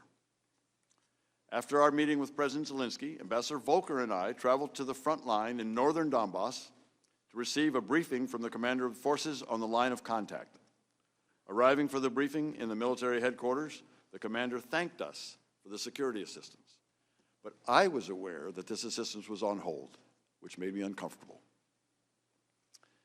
Ambassador Volker and I could see the armed and hostile Russian-led forces on the other side of the damaged bridge across the line of contact. Russian-led forces continue to kill Ukrainians in the war, 1 or 2 a week. More Ukrainians would undoubtedly die without the U.S. assistance. Although I spent the morning of July 26 with President Zelensky and other Ukrainian officials, the first summary of the July 25th Trump-Zelensky call that I heard from anybody inside the U.S. government was during a phone call I had with Tim Morrison, Dr. Hill's recent replacement at the NSC, on July 28th. Mr. Morrison told me that the call could have been better, and that President Trump had suggested that President Zelensky or his staff meet with Mr. Giuliani and Attorney General William Barr. I did not see any official readout of the call until it was publicly released on September 25th. By August, I was becoming more concerned. On August 16th, I exchanged text messages with Ambassador Volker in which I learned that Andriy Yermak, a senior advisor to President Zelensky, had asked that the United States submit an official request for an investigation into Burisma's alleged violations of Ukrainian law, if that is what the United States desired. A formal U.S. request to the Ukrainians to conduct an investigation based on violations of their own law struck me as improper, and I recommended to Ambassador Volker that we stay clear. To find out the legal aspects of the question, however, I gave him the name of a Deputy Assistant Attorney General whom I thought would be the proper point of contact for seeking a U.S. request for a foreign investigation. By mid-August, because the security assistance had been held for over a month for no reason that I could discern, I was beginning to fear that the long-standing U.S. policy of support for Ukraine was shifting. I called State Department Counselor Ulrich Brechtbuhl to discuss this on August 21st. He said he was not aware of a change in policy, but would check on the status of the security assistance. My concern deepened the next day on August 22nd during a phone conversation with Mr. Morrison. I asked him if there had been a change in policy of strong support for Ukraine, to which he responded, "It remains to be seen." He also told me during this call that the president doesn't want to provide any assistance at all. That was extremely troubling to me, as I had told Secretary Pompeo in May, if the policy of strong support for Ukraine were to change, I would have to resign. Based on my call with Mr. Morrison, I was preparing to do so. Just days later, on August 27th, Ambassador Bolton arrived in Kyiv and met with President Zelensky. During their meeting, security assistance was not discussed. As far as I knew, the Ukrainians were not aware of the hold until August 29th. I, on the other hand, was all too aware of and still troubled by the hold. Near the end of Ambassador Bolton's visit, I asked to meet him privately, during which I expressed to him my serious concern about the withholding of military assistance to Ukraine while the Ukrainians were defending their country from Russian aggression. Ambassador Bolton recommended that I send a first-person cable to Secretary Pompeo directly, relaying my concerns. I wrote and transmitted such a cable on August 29th, describing the folly I saw in withholding military aid to Ukraine at a time when hostilities were still active in the East and when Russia was watching closely to gauge the level of American support for the Ukrainian government. The Russians, as I said at my deposition, would love to see the humiliation of President Zelensky at the hands of the Americans. I told the Secretary that I could not and would not defend such a policy. Although I received no specific response, I heard that soon thereafter, the Secretary carried the cable with him to a meeting at the White House focused on security assistance for Ukraine. The same day that I sent my cable to the Secretary, Mr. Yermak contacted me very concerned, asking about the withheld security assistance. The hold that the White House had placed on assistance had just been made public that day in a Politico story. At that point, I was embarrassed that I could give him no explanation for why it was withheld. It had still not occurred to me that the hold on security assistance could be related to the investigations. That, however, would change. On September 1st, just 3 days after my cable to Secretary Pompeo, President Zelensky met Vice President Pence at a bilateral meeting in Warsaw. President Trump had planned to travel to Warsaw, but at the last minute had canceled because of Hurricane Dorian.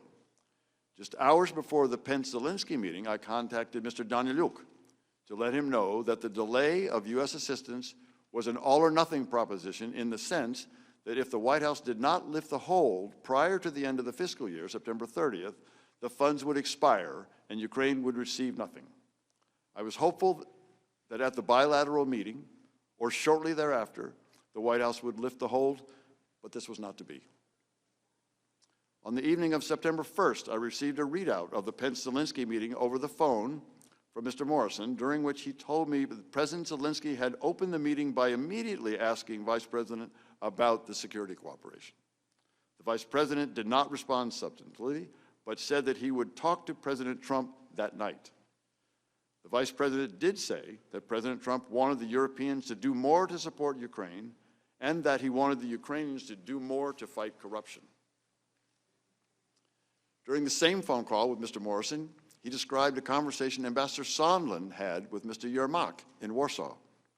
Ambassador Sondland told Mr. Yermak that the security assistance money would not come until President Zelensky committed to pursue the Burisma investigation. I was alarmed by what Mr. Morrison told me about the Sondland-Yermak conversation.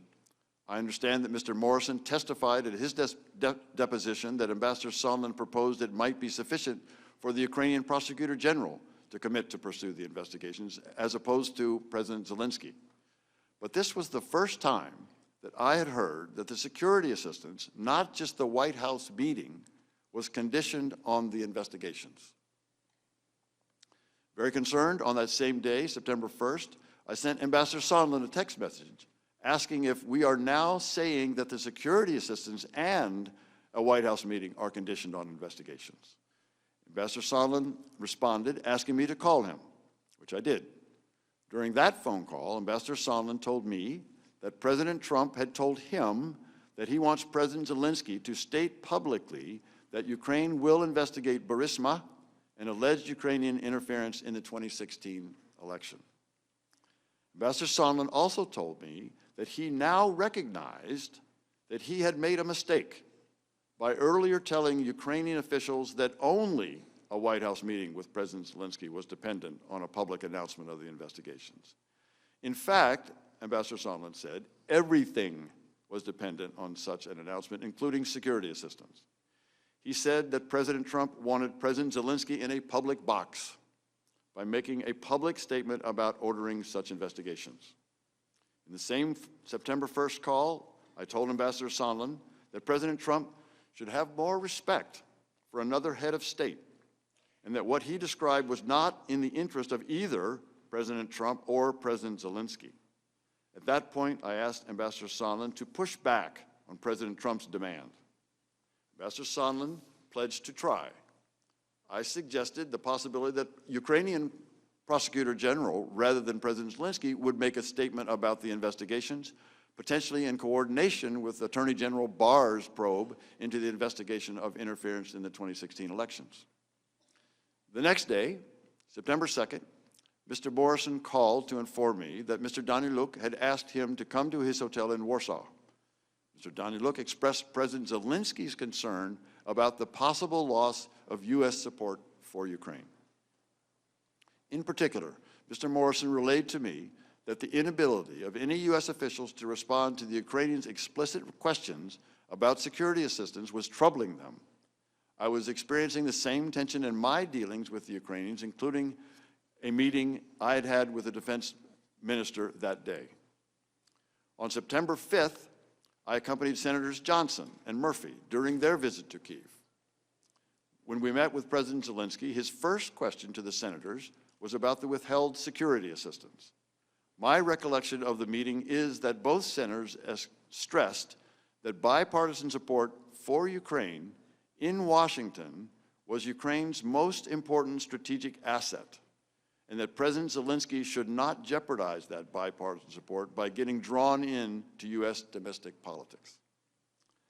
I had been making, and continue to make, this point to all of my official Ukrainian contacts. But the odd push to make President Zelensky publicly commit to investigations of Burisma and alleged interference in the 2016 election showed how the official foreign policy of the United States was undercut by the irregular efforts led by Mr. Giuliani. 2 days later, September 7th, I had a conversation with Mr. Morrison, in which he described a phone conversation earlier that day between Ambassador Sondland and President Trump. Mr. Morrison said that he had a sinking feeling after learning about this conversation from Ambassador Sondland. According to Mr. Morrison, President Trump told Ambassador Sondland he was not asking for a quid pro quo. But President Trump did insist that President Zelensky go to a microphone and say he is opening investigations of Biden and 2016 election interference, and that President Zelensky should want to do this himself. Mr. Morrison said that he told Ambassador Bolton and the NSC lawyers of this phone call between President Trump and Ambassador Sondland. The following day, on September 8th, Ambassador Sondland and I spoke on the phone. He confirmed that he had talked to President Trump, as I had suggested a week earlier, but that President Trump was adamant that President Zelensky himself had to clear things up and do it in public. President Trump said it was not a quid pro quo. I believe this was the same conversation between Ambassador Sondland and President Trump that Mr. Morrison had described to me on September 7th. Ambassador Sondland also said that he had talked to President Zelensky and Mr. Yermak and had told them that although this was not a quid pro quo, if President Zelensky did not clear things up in public, we would be at a stalemate. I understood a stalemate to mean that Ukraine would not receive the much-needed military assistance. Ambassador Sondland said that this conversation concluded with President Zelensky agreeing to make a public statement in an interview on CNN. Shortly after that call with Ambassador Sondland, I expressed my strong reservations in a text message to Ambassador Sondland, stating that my nightmare is that they, the Ukrainians, give the interview and don't get the security assistance. The Russians love it, and I quit. And I was serious. The next day, September 9th, I said to Ambassador Sondland and Volker that the message to the Ukrainians and the Russians we send with the decision on security assistance is key. With the hold, we have already shaken their faith in us. I also said I think it's crazy to withhold security assistance for help with the political campaign. Ambassador Sondland responded about 5 hours later that I was incorrect about President Trump's intentions. The president has been crystal clear, no quid pro quos of any kind. During our call on September 8th, Ambassador Sondland tried to explain to me that President Trump is a businessman. When a businessman is about to sign a check to someone who owes him something, the businessman asks that person to pay up before signing the check. Ambassador Volker used the same language several days later while we were together at the Yalta European Strategy Conference. I argued to both that the explanation made no sense. The Ukrainians did not owe President Trump anything, and holding up security assistance for domestic political gain was crazy, as I had said in my text message to Ambassador Sondland and Volker on September 9th. Finally, on September 11th, I learned that the hold had been lifted and security assistance would be provided. I was not told the reason why the hold had been lifted. The next day, I personally conveyed the news to President Zelensky and the Ukrainian foreign minister, and I again reminded Mr. Yermak of the high strategic value of bipartisan support for Ukraine and the importance of not getting involved in other countries' elections. My fear at the time was that since Ambassador Sondland had told me President Zelensky had already agreed to do a CNN interview, President Zelensky would make a statement regarding investigations that would have played into domestic U.S. politics. I sought to confirm through Mr. Daniluk that President Zelensky was not planning to give such an interview to the media. While Mr. Daniluk initially confirmed that on September 12th, I noticed during a meeting on the morning of September 13th at President Zelensky's office that Mr. Yermak looked uncomfortable in response to the question. Again, I asked Mr. Daniluk to confirm that there would be no CNN interview, which he did. On September 25th, at the UN General Assembly session in New York City, President Trump met President Zelensky face-to-face. He also released the transcript of the July 25th call. The United States gave the Ukrainians virtually no notice of the release, and they were livid.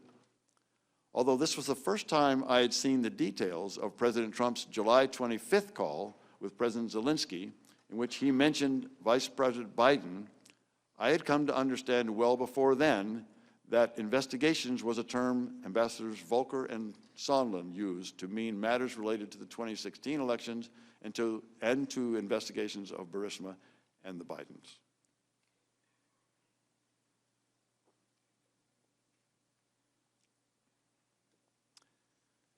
Last Friday, a member of my staff told me of events that occurred on July 26th. While Ambassador Volker and I visited the front, this member of my staff accompanied Ambassador Sondland. Ambassador Sondland met with Mr. Yermak. Following that meeting, in the presence of my staff, at a restaurant, Ambassador Sondland called President Trump and told him of his meetings in Kyiv. The member of my staff could hear President Trump on the phone asking Ambassador Sondland about the investigations. Ambassador Sondland told President Trump the Ukrainians were ready to move forward. Following the call with President Trump, the member of my staff asked Ambassador Sondland what President Trump thought about Ukraine. Ambassador Sondland responded that President Trump cares more about the investigations of Biden, which Giuliani was pressing for. At the time I gave my deposition on October 22nd, I was not aware of this information. I'm including it here for completeness. As the committee knows, I reported this information through counsel to the State Department's legal advisor, as well as to counsel for both the majority and the minority of this committee. It is my understanding that the committee is following up on this matter. Mr. Chairman, I recognize that this is rather a lengthy recitation of the events of the past few months, told from my vantage point in Kyiv. But I also recognize the importance of the matters your committee is investigating. And I hope that this chronology will provide some framework for your questions. As I mentioned in my October 22nd deposition, the information and quotes in my testimony are based on my best recollection as well as a review of my personal notes. Let me return to the points I made at the outset. Ukraine is important to the security of the United States. The largest country in Europe by landmass, Ukraine is a young democracy struggling to join Europe and ally itself with the United States. It has been violently attacked by Russia, which continues its armed aggression against Ukraine to this day. If we believe in the principle of the sovereignty of nations, on which our security and the security of our friends and allies depends, if we believe that nations get to decide on their own economic, political, and security alliances, we must support Ukraine in its fight against its bullying neighbor. Russian aggression cannot stand. Republican and Democratic administrations over 3 decades have been generous with assistance funding, both civilian and military, and political support. With overwhelming bipartisan majorities, Congress has imposed harsh sanctions on Russia for invading and occupying Ukraine. Mr. Chairman, there are 2 Ukraine stories today. The first is the one we're discussing this morning that you have been hearing about for the past 2 weeks. It's a rancorous story about whistleblowers, Mr. Giuliani, side channels, quid pro quos, corruption, and interference in elections. In this story, Ukraine is merely an object. But there's another story, a positive, bipartisan one.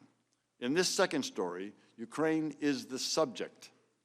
This one is about young people in a young nation struggling to break free of its past, hopeful that their new government will finally usher in a new Ukraine, proud of its independence from Russia, eager to join Western institutions and enjoy a more secure and prosperous life. This story describes a nation developing an inclusive democratic nationalism, not unlike what we in America, in our best moments, feel about our diverse country. Less concerned about what language we speak, what religion, if any, we practice, where our parents and grandparents came from, more concerned about building a new country. And I'm now looking forward to your questions. I thank you both for your testimony, and I now recognize myself and Majority Counsel for 45 minutes of questions. Mr. Chairman, Ambassador Taylor, I would like to begin by following up on something that you have disclosed today and you disclosed earlier to both majority and minority, but it is some new information for the committee. You said in your testimony that one of staff was present with Ambassador Sondland on the day after the July 25th phone call. Is that right? That's correct, Mr. Chairman. And as your staff related the event to you, your staff member could overhear Mr. Sondland on the phone, could overhear the president on the phone with Mr. Sondland. Is that right? That's correct. So the president must have been speaking loud enough on the phone. This was a cell phone, I take it? It was a cell phone. The president must have been speaking loud enough for your staff member to be able to overhear this? It was. And what your staff member could overhear was President Trump asking Ambassador Sondland about, quote, the investigations. Is that right? That's correct. Now, I think you testified also that you had come to understand that the term investigations was a term that Ambassador Sondland, as well as Volker, used to mean matters related to the 2016 elections and to the investigations of Burisma and the Bidens. Is that correct? That is correct, Mr. Chairman. So your staff member overhears the president asking about the investigations, meaning Burisma and the Bidens in 2016. And Ambassador Sondland told President Trump that the Ukrainians were ready to move forward? He did. And I think you said that after the call, when your staff asked Ambassador Sondland what President Trump thought of Ukraine, his response was that President Trump cares more about the investigations of Biden. Is that right? And Burisma, yes, sir. And I take it the import of that is he cares more about that than he does about Ukraine. Yes, sir.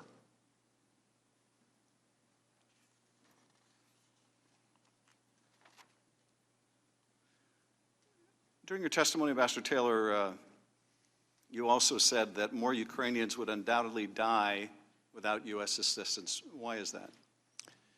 Mr. Chairman, the security assistance that we provide it takes many forms. One of the components of that assistance is counter-battery radar. Another component are sniper weapons.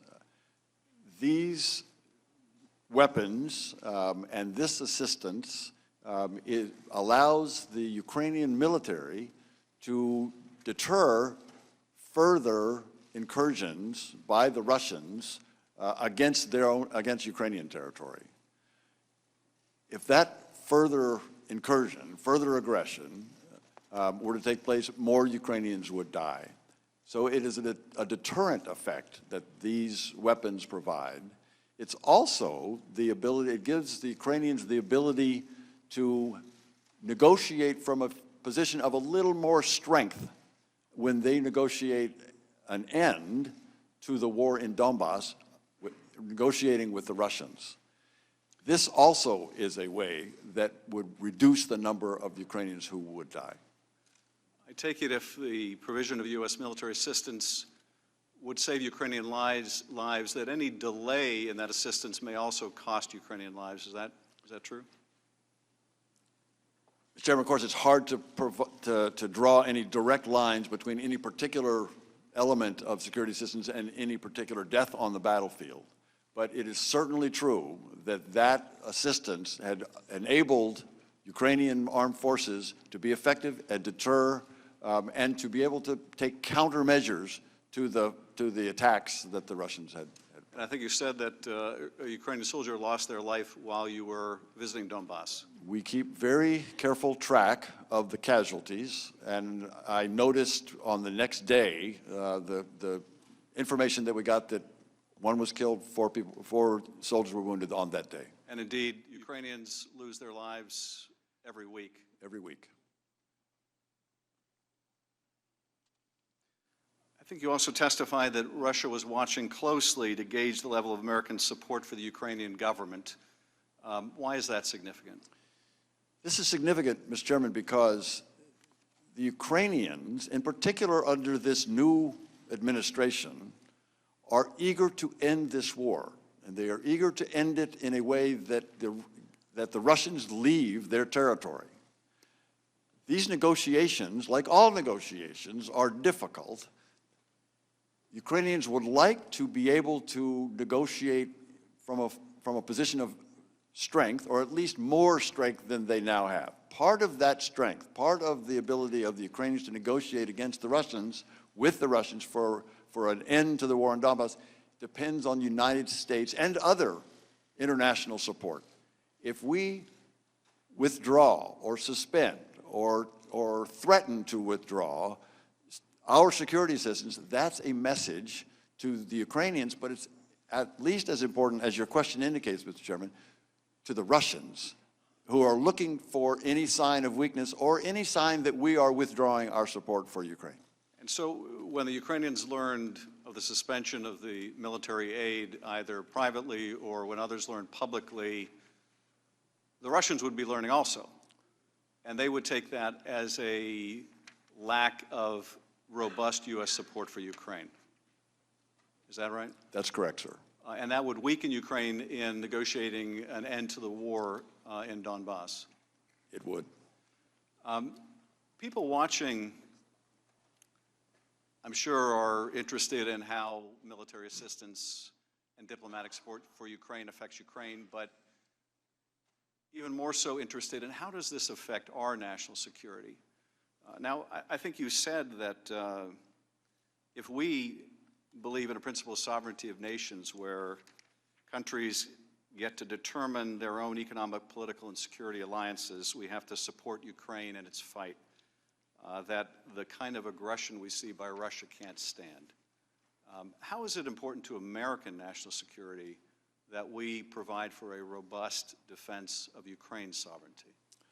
Mr. Chairman, as my colleague, Deputy Assistant Secretary George Kent described, we have a national security policy, a national defense policy that identifies Russia and China as adversaries. The Russians are violating all of the rules, treaties, understandings that they committed to that actually kept the peace in Europe for nearly 70 years. Until they invaded Ukraine in 2014, they had abided by sovereignty of nations, of inviolability of borders. That rule of law, that order that kept the peace in Europe and allowed for prosperity as well as peace in Europe was violated by the Russians. And if we don't push back on that, on those violations, then that will continue. And that, Mr. Chairman, affects us. It affects the world that we live in, that our children will grow up in, and our grandchildren. This affects the kind of world that we want to see abroad. So that affects our national interest very directly. Ukraine is on the front line of that conflict. I want to thank you both for your decades of service to the country, and now recognize Mr. Goldman for questioning. Thank you, Mr. Chairman. Ambassador Taylor, on the heels of you discussing the importance of the security assistance to Ukraine, I want to go to the end of the timeline where you learned that that security assistance was conditioned on Ukraine announcing the investigations that the president wanted. And in particular, on September 9th of this year, you texted Ambassador Sondland and Volker. And the text message should be on the screen in front of you. And if you could read what you wrote. As I said on the phone, I think it's crazy to withhold security assistance for help with a political campaign. What did you mean when you said you thought it was crazy? Ms. Goldman, I meant that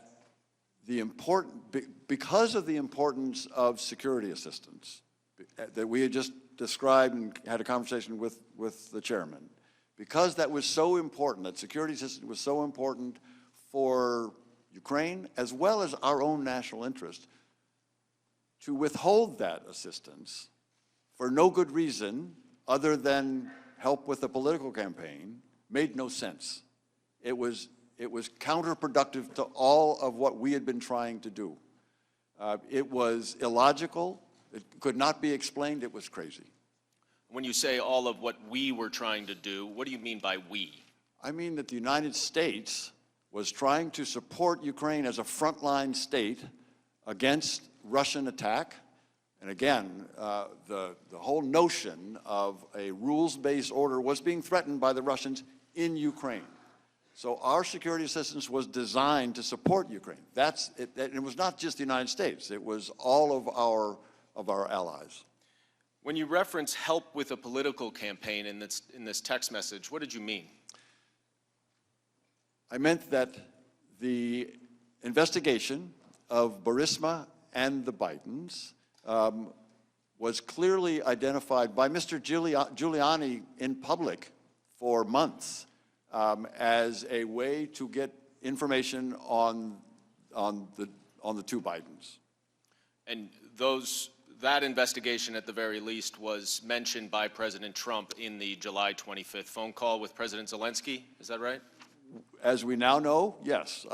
Yes, on September 25th, that transcript was released. Ambassador Taylor, in your decades of military service and diplomatic service representing the United States around the world, have you ever seen another example of foreign aid conditioned on the personal or political interests of the President of the United States? No, Mr. Goldman, I've not. Mr. Kent, that vital military assistance that was not the only thing that President Trump was withholding from Ukraine.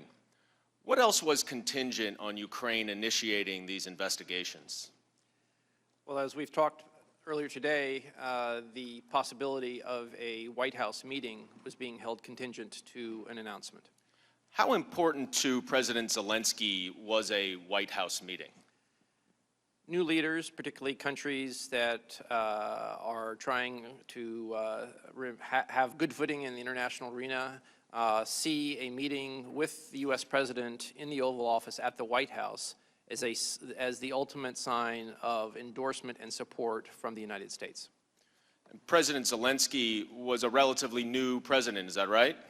That's correct. He was elected on April 21st, and his government was formed after parliamentary elections in July. Would a White House meeting for President Zelensky boost his legitimacy as a new president in Ukraine? It would primarily boost his leverage to negotiate with Vladimir Putin about the Russian occupation of 7% of Ukrainian territory. Mr. Kent, is pressuring Ukraine to conduct what I believe you've called political investigations a part of U.S. foreign policy to promote the rule of law in Ukraine and around the world? It is not. Is it in the national interest of the United States? In my opinion, it is not. Why not? Because our policies, particularly in promoting the rule of law, are designed to help countries, and in Eastern Europe and Central Europe, that is overcoming the legacy of communism. In the communist system, in particular, the Prosecutor General Office was used to suppress and persecute citizens, not promote the rule of law. So in helping these countries reach their own aspirations to join the Western community of nations and live lives of dignity, helping them have the rule of law with strong institutions is the purpose of our policy. So in other words, it is a purpose of our foreign policy to encourage foreign nations to refrain from conducting political investigations. Is that right? Correct. And in fact, as a matter of policy, not of programming, we oftentimes raise our concerns, usually in private, with countries that we feel are engaged in selective political prosecution and persecution of their opponents. Ambassador Taylor, now that we've established that you ultimately did understand that President Trump was withholding the security assistance and a White House meeting from Ukraine until they announced these investigations to benefit his re-election campaign, let's go back a little bit in time to when you first learned about this conditionality. And on September 1st, so a little more than a week before that text we just read, you sent another text to Ambassadors Sondland and Volker, which should also be on the screen in front of you. And if you could read what you wrote to them. Are we now saying that security assistance and White House meeting are conditioned on investigations? And Ambassador Sondland responded, "Call me." Now, what information had you learned that prompted you to write this text message?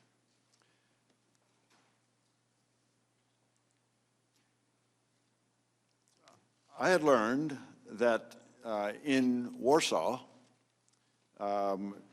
after the meeting Vice President Pence had with President Zelensky, Ambassador Sondland had meetings there and had described to Mr. Yermak, the assistant to President Zelensky, that the security assistance was also held pending announcement by President Zelensky in public of these investigations. Before that, I had only understood from Ambassador Sondland that the White House meeting was conditioned. And at this time, after I heard of this conversation, it struck me, it was clear to me that security assistance was also being held. You said previously that you were alarmed to learn this. Why were you alarmed? It's one thing to try to leverage a meeting in the White House. It's another thing, I thought, to leverage security assistance to a country at war, dependent on both the security assistance and the demonstration of support. It was much more alarming. The White House meeting was one thing, security assistance was much more alarming. Now, Ambassador Taylor, in your opening statement, you outlined a very detailed timeline, and in fact, we have a written copy here, and you included some phrases and words in quotations. Did you take notes of this conversation on September 1st with Ambassador Sondland? I did. And did you take notes related to most of the conversations, if not all of them, that you recited in your opening statement? All of them, Mr. Goldman. And what do those quotations that you include in your opening statement reflect? They reflect my notes on the exact words that I heard on that call. So it was, if I put those in quotes, that meant that those are the words used on that phone call or in that conversation. Did you review those notes before you drafted your opening statement and came here to testify? I did. Now, is that how, for example, you remember that Ambassador Sondland was on a train from Paris to London, during a call in July? That's correct. And you are aware, I presume, that the State Department has not provided those notes to the committee, is that right? I am aware. So we don't have the benefit of reviewing them to ask you these questions? Correct. I understand that they may be coming sooner or later. Well, we would welcome that. You also testified earlier, Ambassador Sondland, or Ambassador Taylor, that President Trump had delegated some matters overseeing Ukraine policy to Ambassador Sondland, who is a big inaugural supporter of President Trump, even though Ukraine is not in his domain of the European Union. Is that right? Several participants in the meeting in the Oval Office with President Trump, with the delegation to the inauguration of President Zelensky, told me of that conversation, and it was at that meeting, as I understand it from several participants, that President Trump asked the participants to work with Mr. Giuliani on Ukraine policy. Did you come to understand that Ambassador Sondland had a direct line of communication into President Trump? I did. And you testified, or rather in that text message, Ambassador Sondland says to call him after you wrote that. Did you in fact call him? I did. And what did he say to you? He said that I was wrong about President Trump's intent, that there was no quid pro quo. But did he say anything after that? Did he describe to you, I believe you said, I'll refresh your memory, that Thank you. he mentioned something in your opening statement. You said that he said that everything, I believe, and you had that in quotes, was actually contingent on the initiation of these investigations. What did he mean by everything? Mr. Goldman, what he meant by everything was the security assistance and the White House meeting. And I believe you also testified that he said he had made a mistake in relaying a message to the Ukrainians. What was that mistake? The mistake he told me was earlier he had told, presumably President Zelensky and Mr. Yermak, that what was necessary for the White House meeting was the pursuit of these investigations. And he said he recognized that that was a mistake. It was not just the White House meeting that was dependent on the investigations. He said it was now everything. It included the security assistance. So it was not just the White House meeting, it was also the security assistance. Yes, sir. And so even though President Trump was saying repeatedly that there is no quid pro quo, Ambassador Sondland relayed to you that the facts of the matter were that the White House meeting and the security assistance were conditioned on the announcement of these investigations. Is that your understanding? That's my understanding. Now, you reference a television interview and a desire for President Trump to put Zelensky in a public box, which you also have in quotes. Was that in your notes? It was in my notes. And what did you understand that to mean, to put Zelensky in a public box? I understood that to mean that President Trump, through Ambassador Sondland, was asking for President Zelensky to very publicly commit to these investigations, that it was not sufficient to do this in private, that this needed to be a very public statement. And did you understand why it was needed to be in public as opposed to a private confirmation? I had no further information on that. Now, during this time period in early September, did you come to understand that from your conversations with the Ukrainians or other individuals that Ukraine felt pressure to initiate these investigations because of the conditionality of the White House meeting and the security assistance? Mr. Goldman, here's what I know. I got several questions, other officials got several questions as well, from Ukrainians asking about the security assistance. So what I know is the security assistance was very important to the Ukrainians. They had begun to hear from Ambassador Sondland that the security assistance was not going to come until the investigations were pursued. What I heard from the defense minister, what the senators, what Senator Johnson and Senator Murphy heard in their conversation with President Zelensky was the clear concern, the urgent concern that the Ukrainians had about the security assistance. Now, you also described a conversation that you had with Ambassador Sondland a week later on September 8th. And in that conversation, in your opening statement, you described how Ambassador Sondland used the term stalemate. What did you understand the concern about a stalemate to be?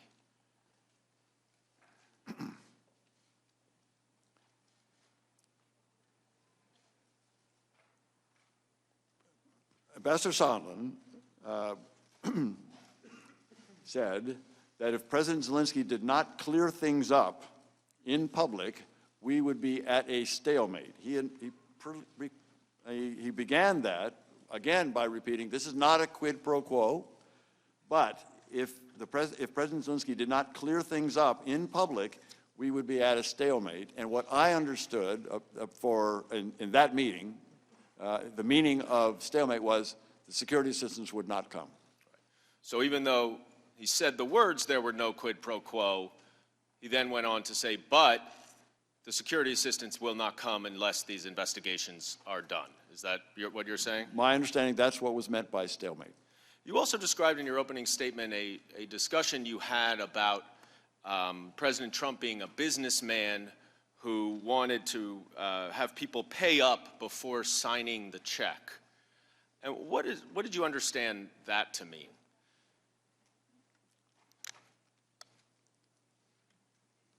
This was an explanation that Ambassador Sondland gave me about his understanding of President Trump's thought process.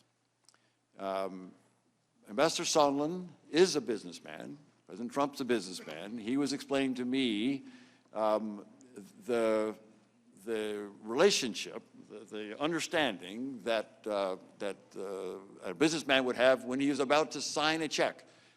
And by that, he clearly meant that President Trump was thinking about or had in front of him the possibility of providing security assistance to Ukraine. It was similar to writing a check to someone who you're about to send. He used that analogy very clearly to indicate that this would require something. If that person owed him something before he signed the check, he wanted to get whatever he was owed paid back to him. And Ambassador Volker used very similar language about a week later, which indicates to me that they had that conversation as well. Did Ukraine owe anything to the United States? Ms. Goldman, they didn't.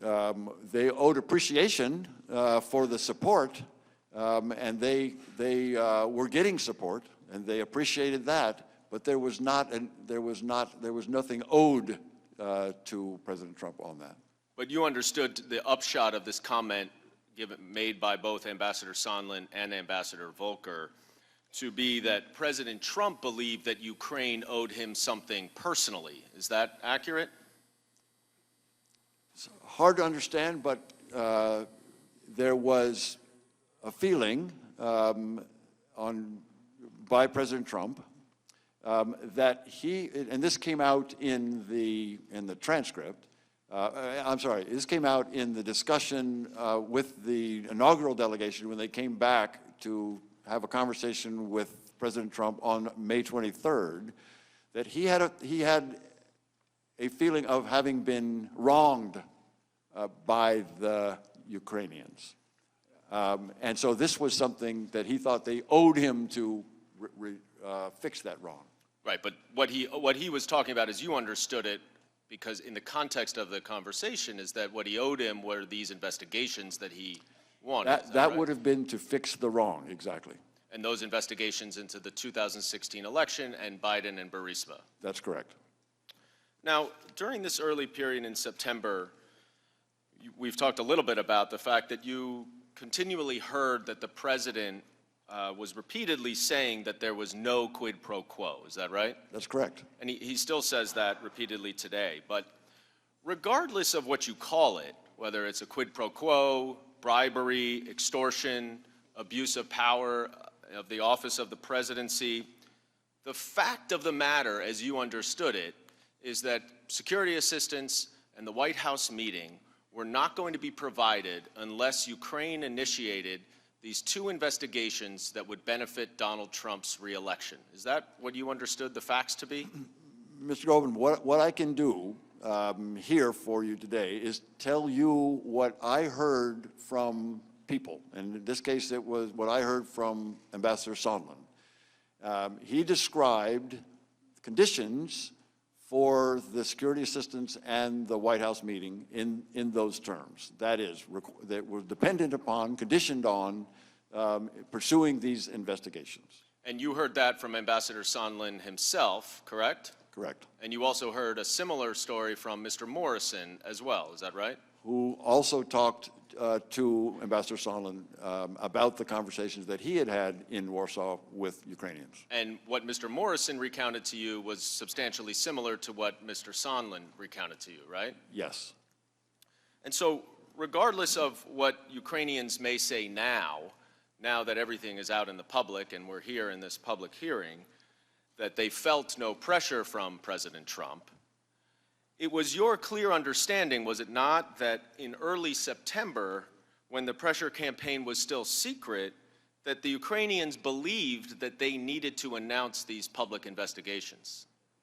Is that right? Mr. Goldman, I know that the Ukrainians were very concerned about the security assistance. And I know that they were prepared or preparing to make a public statement, that is, with a CNN interview, that was being planned. Those are the two pieces that I know.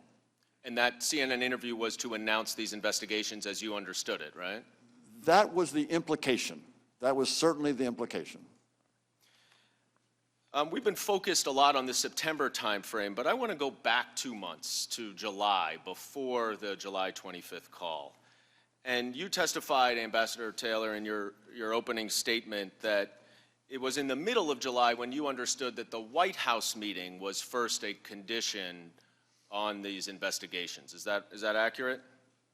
Yes, we were preparing, and I agreed that the White House meeting was going to be an important step in U.S.-Ukrainian relations. So in June and in early July, attempts to work out a way to get that meeting included a phone call. And so there were several conversations about how to have this phone call that eventually happened on July 25th. And you described in your opening statement a July 10th White House meeting with a number of officials where Ambassador Bolton used the term that something was a drug deal. What did you understand him to mean in hearing that he said that, used this term drug deal? Ms. Gomer, I don't know. I don't know what Ambassador Bolton had in mind. And was that in reference to a discussion in that meeting related to the White House meeting that President Zelensky wanted and in connection to the investigations? The context of that comment was the discussion that Mr. Daniluk, who was Mr. Bolton's counterpart, Ukrainian counterpart, the National Security Advisor, had with Mr. Bolton. And that conversation was very substantive up until the point where the White House meeting was raised and Ambassador Sondland intervened to talk about the investigations. It was at that point that Ambassador Bolton ceased the meeting, closed the meeting, finished the meeting, and told his staff to report this meeting to the lawyers. And he also later then indicated to Fiona Hill, who was also a participant on NSC staff, that he, Ambassador Bolton, didn't want to be associated with this drug deal. So it was, the implication was it was the domestic politics that was being cooked up. And did Ambassador Sondland say this in front of the Ukrainian officials, to your understanding? Ambassador Sondland, in the meeting where Ambassador Bolton was having a conversation with his counterpart, raised the issue of investigations being important to come before the White House meeting that had just been raised. And Ukrainian officials were there? And Ukrainian officials were in that meeting, yes, sir. Now, around this same time, in mid-July, did you have any discussions with Ukrainian officials about these investigations?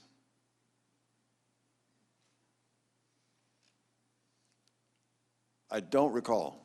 Well, let me show you a text message that you wrote on July 21st, where you wrote it again to Ambassadors Sondland and Volker. And if you could just read what you wrote here on July 21st. Gordon, one thing Kurt and I talked about yesterday was Sasha Daniluk's point that President Zelensky is sensitive about Ukraine being taken seriously, not merely as an instrument in Washington domestic re-election politics.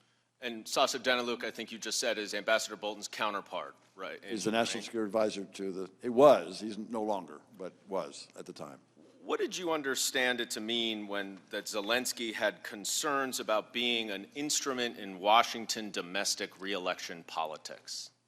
Mr. Daniluk understood that these investigations were pursuant to Mr. Giuliani's request to develop information, to find information about Burisma and the Bidens This was very well known in public. Mr. Giuliani had made this point clear in several instances in the beginning, in the springtime, and Mr. Doniluk was aware that that was a problem.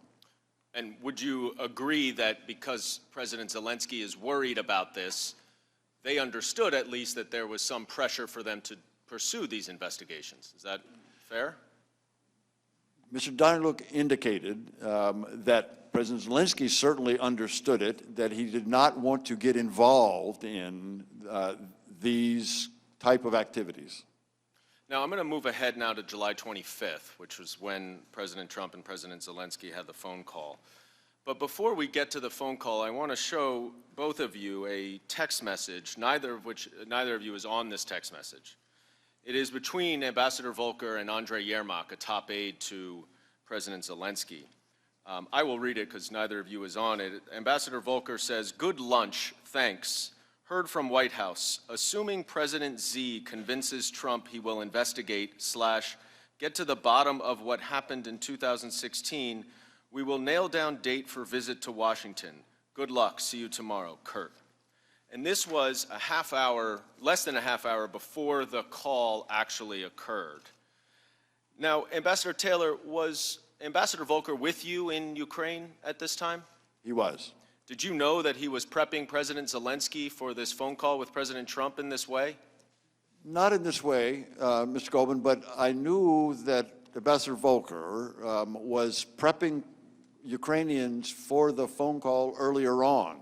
That is, at a meeting in Toronto on July 2nd, Ambassador Volker had a conversation with President Zelensky and had indicated in a phone call that he, at that time, was going to talk President Zelensky through the steps that need to be taken in order to get to the phone call. Understood. And you testified earlier that the security assistance had already been frozen, to your knowledge, at least by July 18th. Is that right? That's correct. So that was just a week earlier than this. That's correct. So just so we're clear, Ambassador Taylor, before this July 25th call, President Trump had frozen the security assistance that Ukraine needed, and that the White House meeting was conditioned on Ukraine initiating this investigation, and that had been relayed to the Ukrainians. Is that an accurate state of play at this time? That's an accurate state of play. I, at that point, had no indication that any discussion of the security assistance being subject to conditioned on investigations had taken place. Right, but you understood that the White House meeting was. That's correct. All right, let's move ahead to this July 25th call and between the presidents. Now, am I correct that neither of you were on this call? Is that right, Mr. Kent? That's correct. And you were neither as well? So you both read it after it was released publicly at the end of September? Yes. Yes. I want to spend just a little time reading the transcript, as we've been encouraged to do. And I want to particularly note 4 excerpts of the transcript. One that relates to the security assistance we've been talking about. Another that discusses a favor that President Trump asked of President Zelensky. A third where President Trump asks the Ukrainian president to investigate his political opponent, former Vice President Biden. And then a final one where the Ukrainian president directly links the desired White House visit to the political investigations that President Trump wanted. So let's look at the first excerpt, which is near the beginning of the call when President Zelensky discusses the military aid that the U.S. provides to Ukraine. He says, "I would also like to thank you for your great support in the area of defense. We are ready to continue to cooperate for the next steps. Specifically, we are almost ready to buy more javelins from the United States for defense purposes." Now, at the time of this phone call, Ambassador Taylor and Mr. Kent, you both knew that the aid had been frozen. Is that right? That's correct. And Ambassador Taylor, you testified that President Trump obviously also knew that the aid had been frozen as well, since he was responsible for doing that. Is that correct? That's what I had been told. That's what we heard on that conference call, yes. But to neither of your knowledge, the Ukrainians were not aware of that at that point. Not to my knowledge. Not to my knowledge. But right after President Zelensky thanks President Trump for his great support in the area of defense, President Trump then says, and we'll go to the next excerpt, "I want you to do us a favor, though, because our country has been through a lot and Ukraine knows a lot about it. I would like you to find out what happened with this whole situation with Ukraine. They say CrowdStrike. I guess you have one of your wealthy people. The server, they say Ukraine has it."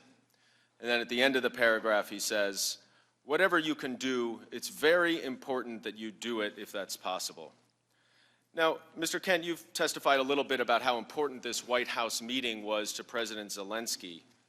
How would you expect a new Ukrainian president to interpret a request for a favor from the President of the United States? I cannot interpret the mind of President Zelensky, other than to say that it was very clear that what they were hoping to get out of this meeting was a date and a confirmation that he could come to Washington. Obviously, you can't put yourself in the mind, but if the Ukrainian president, for a country that's so dependent on the United States for all things, including military assistance, is requested to do a favor, how do you think the Ukrainians would interpret that? Well, if you go further into the call record as part of this, and we don't have it on screen, but to the best of my recollection, reading it after it was released on September 25th, President Zelensky went into having whatever your problems were, that was the old team, I've got a new team, and we will do whatever is appropriate and be transparent and honest about it. I don't remember the exact words, but he was trying to be, in his own words and response, be responsive to conduct the business of Ukrainian government in a transparent and honest manner. Now, when he talks about this CrowdStrike and the server, what do you understand this to be a reference to? To be honest, I had not heard of CrowdStrike until I read this transcript on September 25th. Do you now understand what it relates to? I understand it has to do with the story that there's a server with missing emails. I also understand that one of the owners of CrowdStrike is a Russian American. I'm not aware of any Ukrainian connection to the company. Now, are you aware that this is all part of a larger allegation that Ukraine interfered in the 2016 election? Yes, that is my understanding. And to your knowledge, is there any factual basis to support the allegation that Ukraine interfered in the 2016 election? To my knowledge, there is no factual basis, no. And in fact, who did interfere in the 2016 election? I think it's amply clear that Russian interference was at the heart of the interference in the 2016 election cycle. Let's move to the third excerpt that I mentioned related to Vice President Biden. And it says, the other thing, there's a lot of talk about Biden's son, this is President Trump speaking, that Biden stopped the prosecution and a lot of people want to find out about that. So whatever you can do with the Attorney General would be great.